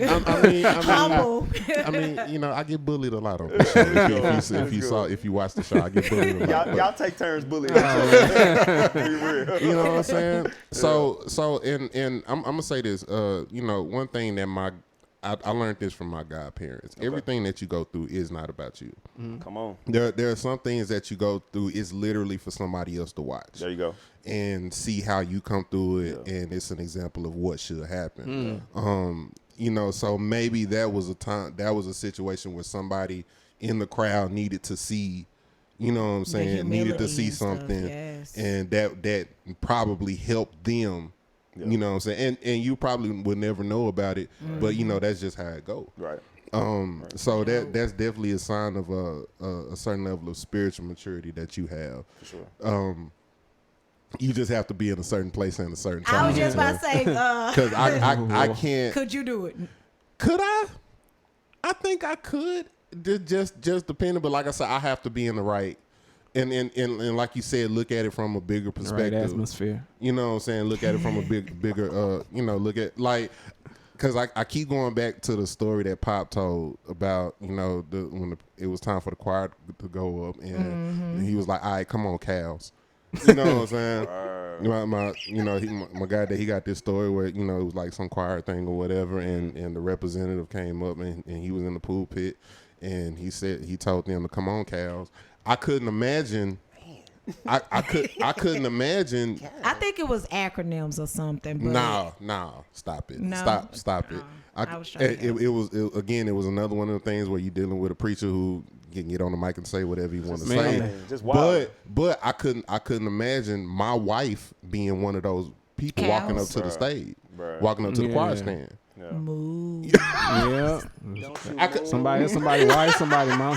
Can y'all move? You know what I'm saying? So I couldn't, and especially now that I'm not in that headspace where somebody can, say or do whatever over a microphone concerning me or mine. Right. You feel what I'm saying? So it's like, so like it was just depend, and it also depends on what was being, exactly what was said, and it's very circumstantial. Now I'm very much so an advocate of service being over with, and hey, let me holler at you, bro. Yeah. In a respect, it'll start off respectful. It Right. Hopefully it can stay the that way. way it go would depend on that person. Gotcha. Hey, Pastor, look, man, we need to talk about what you just said. Right. You know what I'm saying? And also, like with my experiences, I think I really feel like because my longest stint, I guess would have been with my. I'm not with my godparents at the moment. Okay. My godparents are my pastor and first lady. Okay. And I believe, like, I think it's also dope if you have leaders that would defend you as well. Absolutely. You feel what I'm saying? Makes a difference. So being with them, I've never been in a situation when I was with them where somebody said something stupid to me over a microphone, but I feel like if I was in that situation, I feel like one of them would have had my back.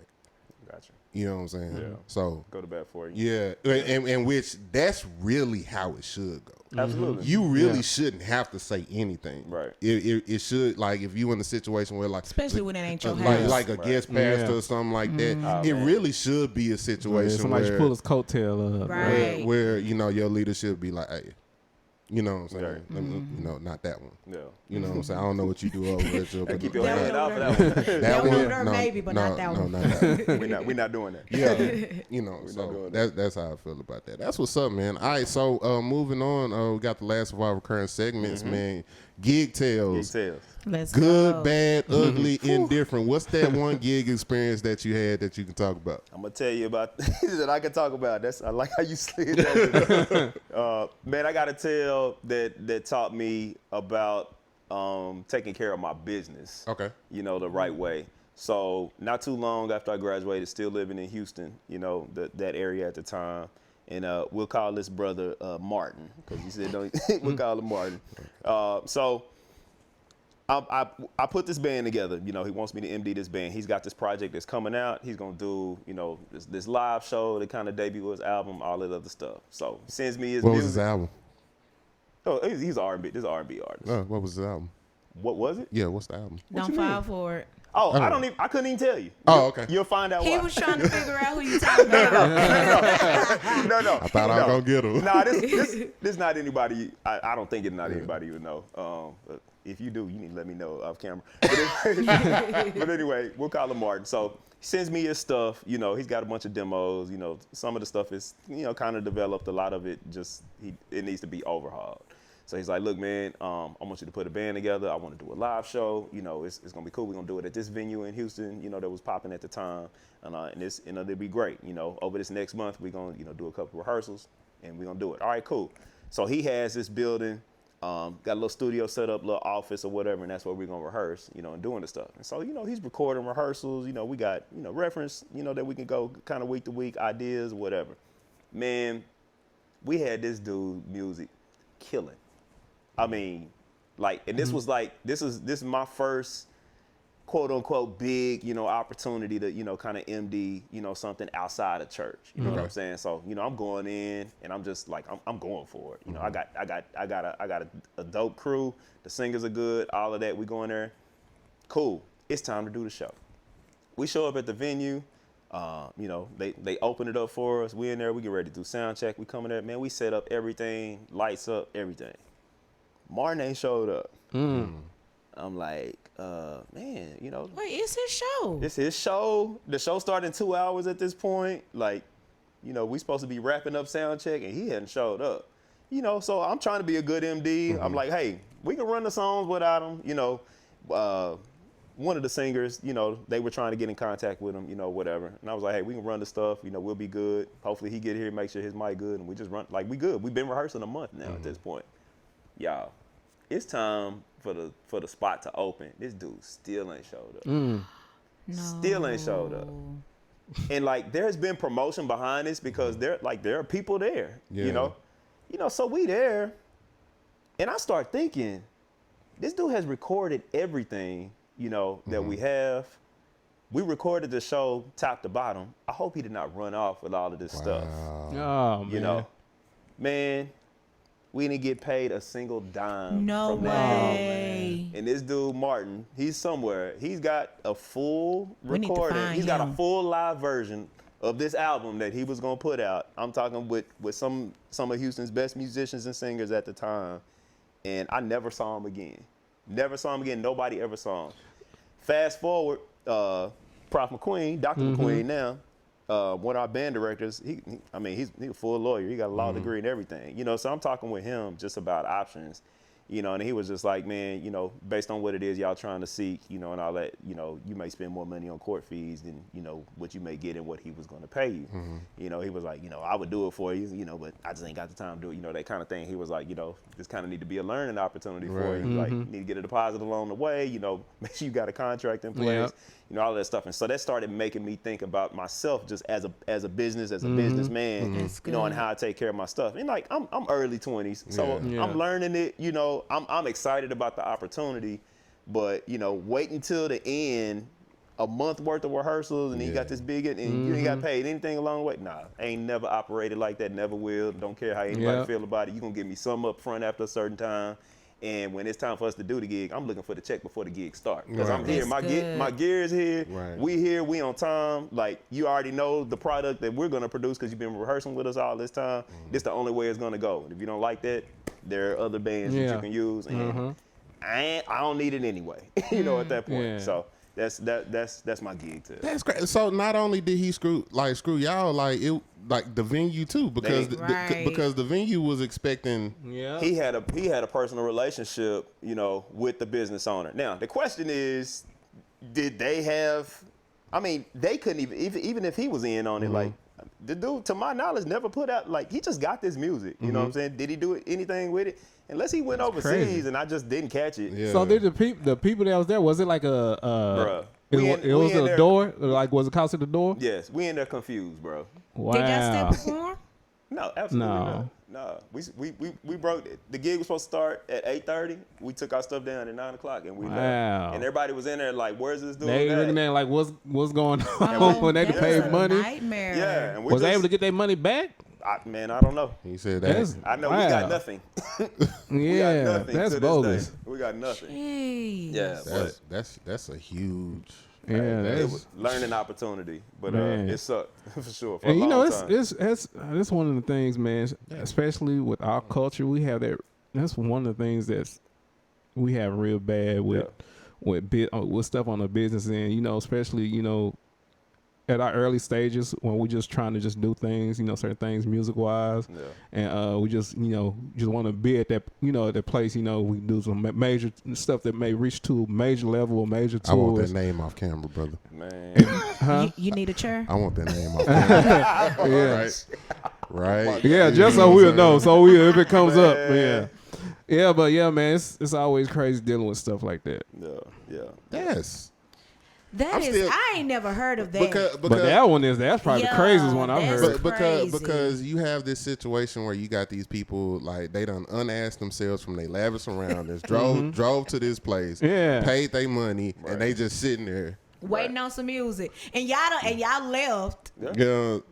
So now they got to play house music. It wasn't nothing else for us to do at that point. Like I said, he just never showed up. And then like even in hindsight, like looking at it again, like so this office building that he had, like one room had like the stuff for recording. He had the mics and all of that, but it wasn't a lot of stuff in the office. You know what I'm saying? I got you. And so, whether he was actually sound like he was a scammer. So, man, look, he got us. So, far as recording, what was it? He was actually using software like this could go on the record. He had Pro Tools, yeah. Oh wow. Yeah. Like, and that was the thing. Like, he had, like, he was the engineer. While we were doing this. Oh man, so he had all the stems and all that. He took all of it. He had everything. That dude had a whole game plan. He had 4 different sessions. Did you ever go back to the office? Yeah, we did. He wasn't there.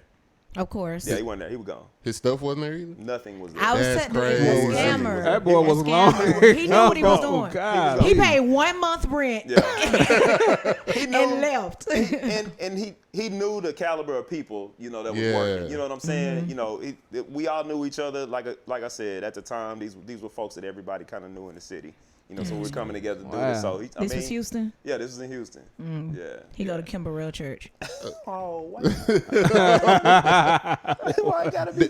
Oh man, this is gonna be one of my last questions. Okay. Do you still have ties with the music scene in Houston? With people, sure. Yeah. Because I was gonna ask like what's the music scene what's the music scene like in Houston compared to Dallas? I'll be fair and say this. I've not lived there since 2013. Okay. So even what I see like via social media, I can see that it has changed a lot. I would say when I was there, Houston was booming, like especially like on the gospel side. Okay. Like I saw James Fortune, like his ascension, like his career when I first got there. There was another artist, Gary Mays, who was kind of like he was the gospel guy. Yeah, he was the gospel guy. Yeah. But like then James put out the Transformation album. He did the I Trust You single that just kind of took off. And I'm like, yo, I'm hearing this like on like national radio. Like is something like what's happening with James right now? And he just blew up. So kind of got to see that. But this, folks was coming from all over. Yolanda Adams is kind of been down there. During the 2000s, early 2010s, it was a great hotbed. For just for the gospel scene. Just being honest, I'm not saying that R&B was still big down there and in any other genre you could think of that's even hot here. But it just seemed like during that time, man, there was a lot of people moving to that area. A lot of great musicians, that came down there. Terrence Vaughn, John Webb, Robert Glasper. Like, you had, it was a good time to be a musician down there, man. But now it's, it's different, but I've not been down there to be able to say like, okay, this is what the Houston music scene is like Toby is doing this thing now. I got friends, that produce and play for him and they doing phenomenal things just as well. But I'm looking at it from a distance just like anybody else. I got you. That's what's up. What's your take on the Dallas music scene now? Okay, so that was a setup. I love it. I love it. I'm gonna tell y'all this. I miss the connection, that we had at that time. And this is it's not a bashing thing or anything like that. Right. But there was a connectivity with Dallas musicians in the community that was, we'll just say, supportive in a different way compared to what it is now. We got the deep Ellum scene now that is that is great and has put on some great opportunities for some people, but it just doesn't feel the same, and I get out when I can. I'm a family man now, first and foremost. My kids keep me busy as all get out. But when I do have the opportunity to get out, man, I love to get out there. And I think that it's still a very healthy scene, and we still got a lot of the DFW pioneers who are still moving it forward. There are some names, and people who are taking the DFW music scene, to a different height, a different place. You know what I'm saying? And I'm really glad, that those opportunities exist. And it's just different, It's not bad, it's just different. It's just different. Yeah. Since he pinned you in the middle. I can be. I'm good. What you mean pinned? Yeah. What I Like do? he said, you sandwiched him in the middle between Dallas and Houston. No, I didn't. He say he comes from the Houston music scene, so I would assume that he has some type of insight on it. For sure. I wasn't asking him to compare the two. No, I didn't feel You that. didn't. You did. I give you that. Yeah. I have one more controversy Okay. to bring to the table. Controversy. Okay. This is no reflection of the poster maker because Okay. he's phenomenal. Okay. But it's more so geared towards the comments that were made. So did you see Jabari's post? Okay, I think I know where you're going. Okay. Did you see? No. I did not. Well, you have to finish the question. Okay. Oh, okay. I was about to pull it up and read it, but he basically listed I don't know how many areas, but he basically said, hey, this city has the best this city has the best this city has the best this. And so Houston, I think he said, had the best singers or all around singers and musicians or whatever. Don't make that face, sir. Don't be disrespectful. This is Dallas. I'm not being disrespectful. Oh, okay. I'm naturally reacting. No, I'm being a bit much. No, but you good. A lot of bit much. then some people got in the comment section and was like, yo, you didn't mention Dallas. You didn't mention Dallas. And this. And so it became this whole rivalry in the comment section, Dallas versus Houston singers and musicians, who was the most well-rounded and all this. So I have to ask you, Yeah. since you've experienced both, Yep. what is your take? I love the position that I'm in for this question because I lived in Houston in the area for the better part of 11 years. I'm born and raised Oak Cliff, but like my adulthood, especially as a musician, started, in the Houston area. So even when I moved back here in 2013, like there were people who lived here. Like when I lived here as a kid, they thought I was from Houston. I was like, bro, Right. I went to school around the same time. Right, like, what are you right. talking about? So the Houston-Dallas comparison, like it's a natural thing. It's the two major cities in the state. You got quote unquote big wigs in both spaces. I can tell you, I know Houston musicians and singers who will tell you great, revering and respectful stories about how they feel about Dallas because of, what they, see from a distance, and vice versa. I've always maintained like Dallas has some of the most special singers like that I've ever heard. Like when we're just talking about creativity, the timbre of the voice, like how we do our harmonies up here, you know what I'm saying? Regardless of the genre, I'm going to be partial to Dallas singers, especially when it comes to like backgrounds. Like I think anybody that works with Myron Butler extensively, man, that dude he is a master teacher of the voice. Yes. Like if you ever had the opportunity to just sit in a rehearsal and listen to the way that this guy just teaches background, I don't care what the genre is. I just have seen many do it on that level. I can say for Houston, man, Houston made me a different player on keys. Like there were guys that I grew up under. My biggest mentor, my big brother, Chad Brawley. Like just how I approach even being a professional, church player. Like that dude shaped so much of like who I am today and like in my approach and what I do now. Chris Edwards, one of the greatest organists I've ever heard in my life, straight out of Houston. This guy named Jerry, who's blind. They call him Blind Jerry, affectionately, like one of the greatest organists like you'll ever hear. Growing up around those guys, like these guys are from Houston, like from that area. That kind of changed me. But it's like us. There's a lot of transplants that move to Houston. They're not from Houston. They live there. They've been there for several years. Same with Dallas. Yeah, same with Dallas. Dallas has plenty of them. Yeah, like it's one of those things, where not Atlanta. You may or may not be from the area, but you've been there so long, so you become a part of what the community is. So it's a fair comparison to compare Houston and Dallas. But I'm telling you, on both sides of the argument, like there's so many people, Right? And I can, being that I've lived in both places, worked in both places, been a professional in both places, like I can't call it either way. Like if I want to go to a show like R&B, fusion, that kind of thing, give me DFW all day, every day. You know what I'm saying? If it's a full like church show, like big bands, great arrangements, all of that, hey, it's some cats in Houston, like they do their thing down there. So shout out to both of these cities. We got 2 great cities in Texas, and don't sleep on like San Antonio and some of these other spots. Like they got some major players, that maybe aren't talked about as much, but they come from different cities that aren't Dallas and Houston. That was very well answered, sir. Man, listen, I know It's the truth. I commented on that post that you're talking about, and I didn't see your comment. well, it was a sub comment because Darius, shout out to the homie Darius Johnson. He commented and he was like,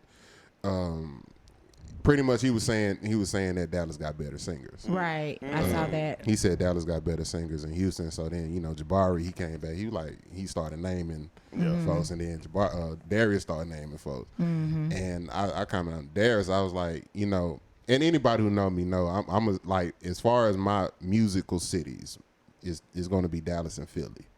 Oh yeah, those are me personally is Dallas and Philly. Ain't nobody really. That's a great Philly is great. You know what I'm great saying? city for Right. music. But so I'm always put but especially Dallas, I'm always put Dallas up there. But during it was like, I want to say maybe kind of towards the end of the panoramic or whatever.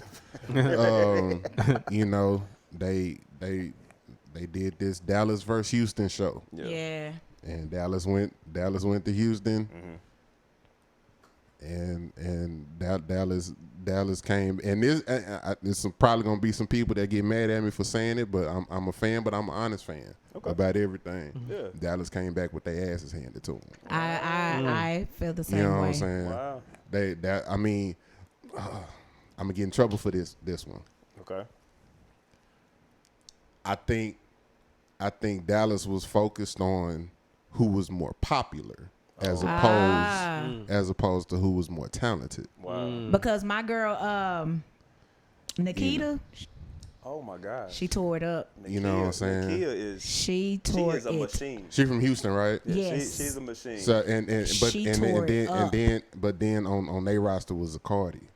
Yeah, now Zacardi's not fair. And Not you fair know at what all. I'm saying? Yeah. They like one of the tunes he did was "Pleased" by James Brown. Yeah. Yeah. That's a 2-word song and murdered. You know what I'm saying? Now, of course, a couple of our representatives held their own. You know what I'm saying?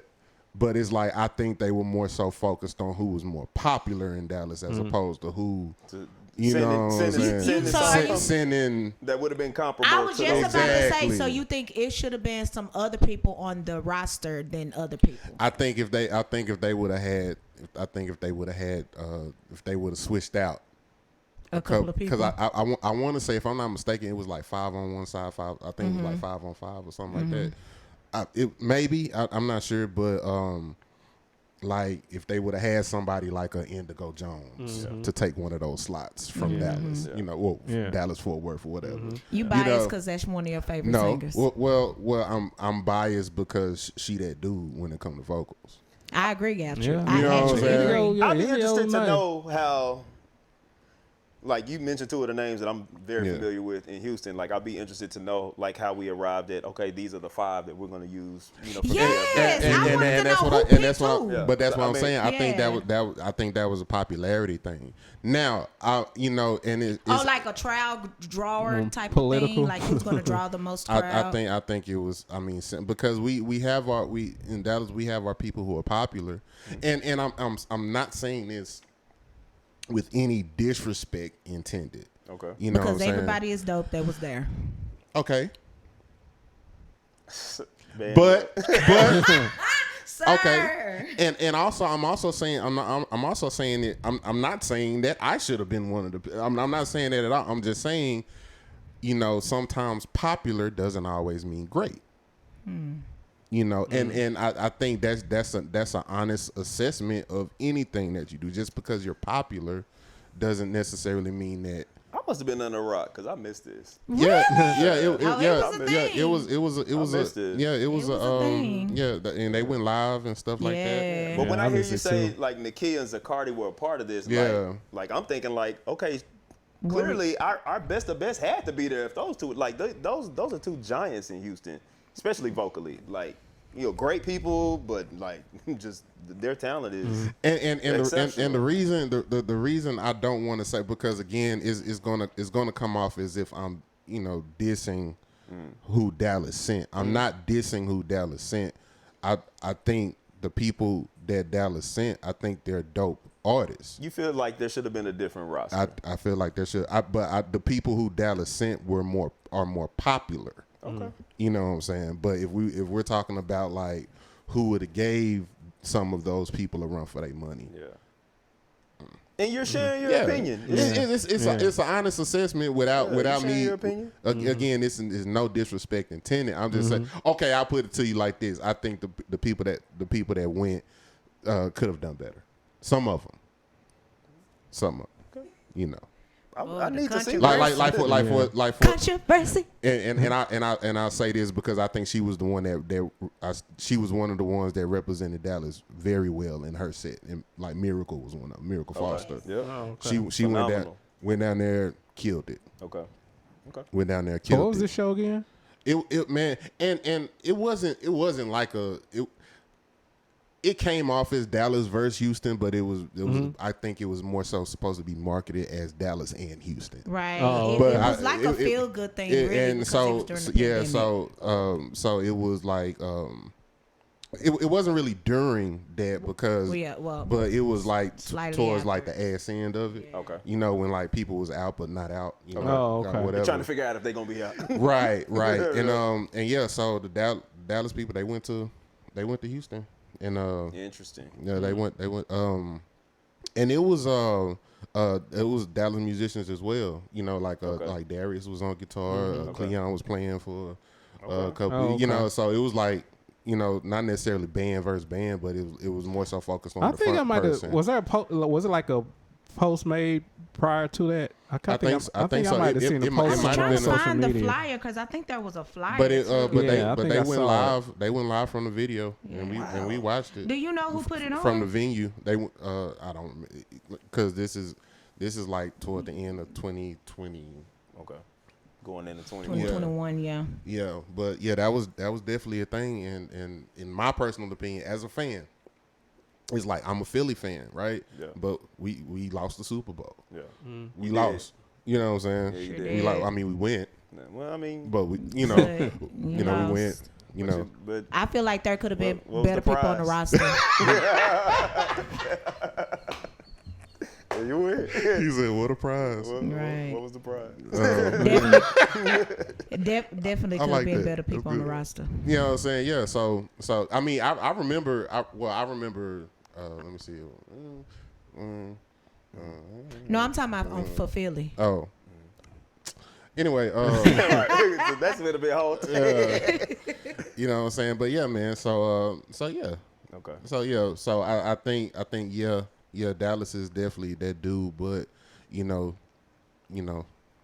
sometimes they can do better. And I think at times as far as the Dallas music scene, at times I feel like there are times where we can get stagnant Sure. in our sound. Sure. We can get stagnant in our sound, and it becomes everything becomes blurred. Yeah. Everybody's doing the same runs. Everything looks the same. Everything almost sounds the same. Same mashup. You know what I'm saying? No, you're not lying though. Like same mashups and stuff like that. And I think sometimes, even the songs that we pick. Now I'm a little bit biased because I love B-sides. Yeah. I love B-sides. I love, you know what I'm saying? And I think there's some, like, for example, an artist that I love that don't nobody really know who he is, Purple Wonder Love, right? Okay. Yes, I love him. Love Purple Wonder Love. And Keith Wonder Boy? No. Johnson. you know what I'm saying? Purple Wonder Love, right? So I would love to hear a Dallas artist cover one of his tunes. Gotcha. You know what I'm saying? But they got to do it right.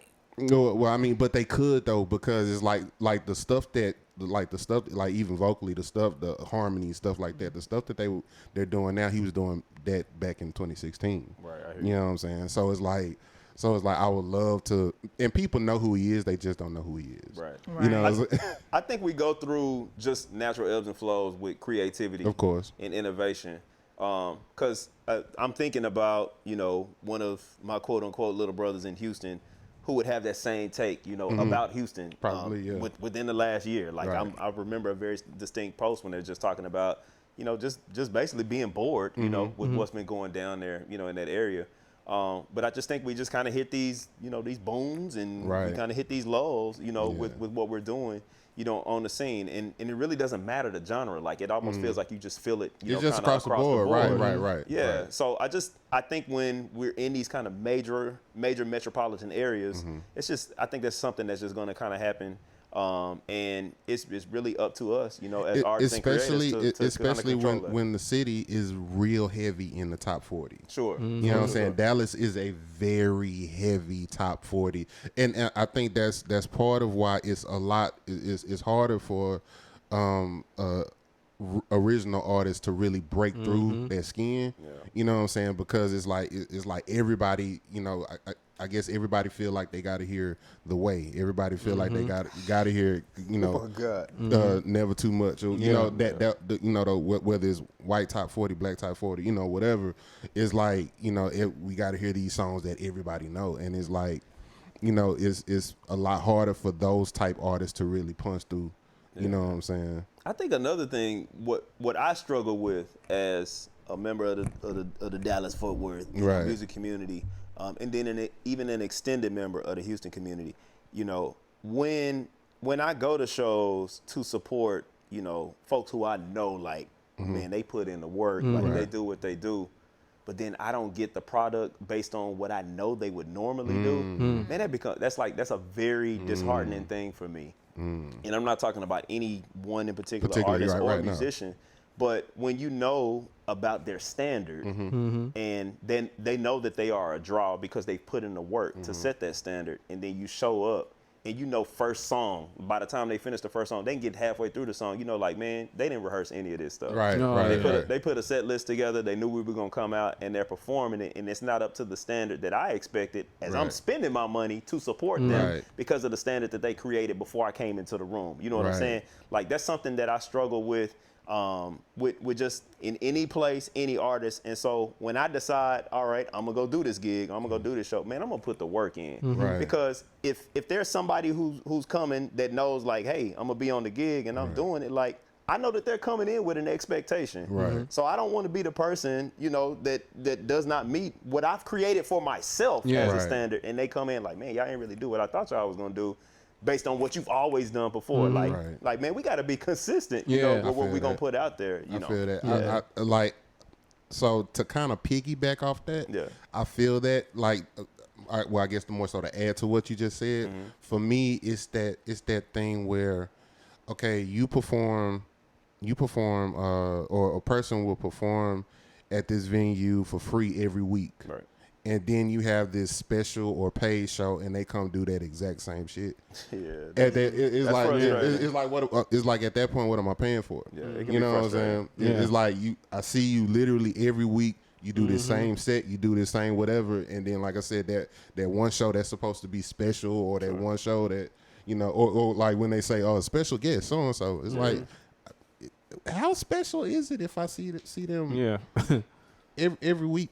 You know what I'm saying? At the Freeman. That's a real conversation. Yeah. It's like make, like, you know, and that goes back into like putting in a certain amount of work. It's like make it to where it's like, okay, I know that this is going to be different. Yeah. I know that like when Funk Your Feelings, when we perform, we don't do the same show at a bar or whatever that we would do at a private gig. You know what I'm saying? Like, we're, as it should be. You know what I'm saying? This should be a it's going to be package. a different, you know what I'm saying? And a part of that is because I don't want the method behind that is I don't want the people that's paying for it like that.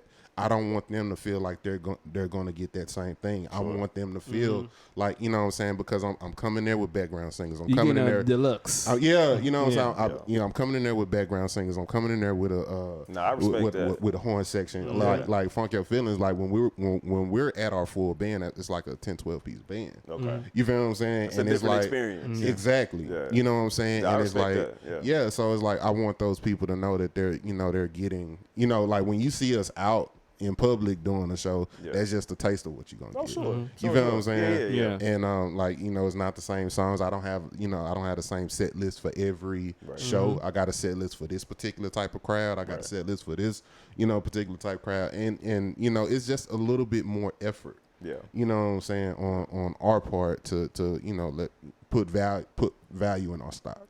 That's real. You know. That's real. Yeah. Yeah, man. You know what I'm saying?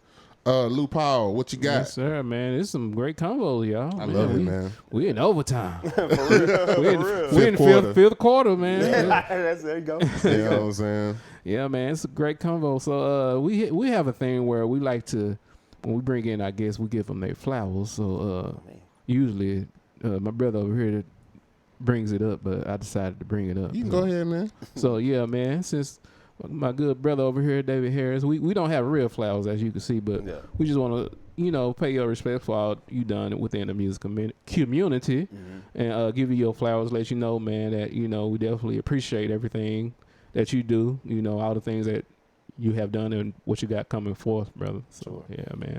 No, for sure. It was my first time meeting you or whatever. Of course, I've interacted with you on the you know, a couple times, whatever. But my first time meeting you, man, good spirit, good dude, man. And of course, we do our research here on DFW Shed Sessions. So just go definitely cold at what you do. Definitely not a novice, man. I've seen a couple videos of you, you know, doing your thing or whatever, you know, double stack on the keyboard and stuff like that. But hey, man, but yeah, most definitely anybody, especially as an educator, I think that's one of the absolute most important professions that anybody could have that I respect. You know what I'm saying, to be, because you know, parents raise kids, but educators do too. That's a part of that village, man. That's a part of that village, man. And to think, man, there's as an educator, there's something that you're going to impart to a little boy or girl that's probably going to save their life. That's probably going to save somebody else's life. You know what I'm saying? You know, how they see you move around. Like I said, the things that you impart, especially with you, you know, you were a more so like a counselor at first, right? So you can look at it. You can look at it that way before getting into administration. So did the classroom teacher, music teacher role, 11 years, different capacity, band, choir, general music. You know, went into this kind of behavior specialist. That's the word you use. Yeah. So especially being in that space, I think that's a very critical space to be in, especially with this generation. That's a very critical space to be in, man. So much love and respect to you, man. Yeah. Definitely not the last time we gonna have you. Hey, excuse me, have you on, man. You good? But for sure, man. So yeah, I did it a little bit better than you did, but we gonna work on it. We gonna work on it. Wow. It was his first time. It's okay. Yeah, we gonna work on it. Yeah, man. he usually do the flowers thing. The fact that you call it the flowers thing. Yeah, we can do we want to do the flowers thing. Flowers thing.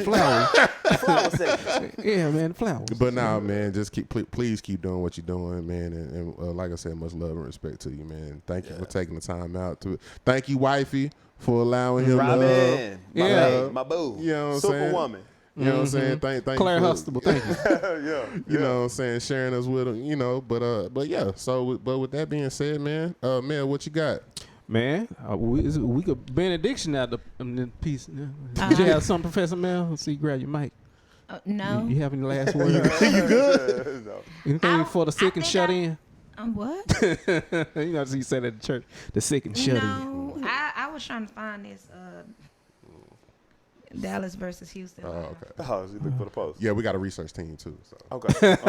Research department. They still doing research. Got the department. But now, man, with that being said, this is DFW Shed Sessions. We appreciate y'all so much, man. Keep make sure you follow, share, like, subscribe, do all that stuff, man. Yes, sir. And we out. So we appreciate y'all. And again, it ain't gonna suck itself. It's a new season. You ain't got another tagline. To God be the glory. Peace. Everybody. Not follow with to God be the glory.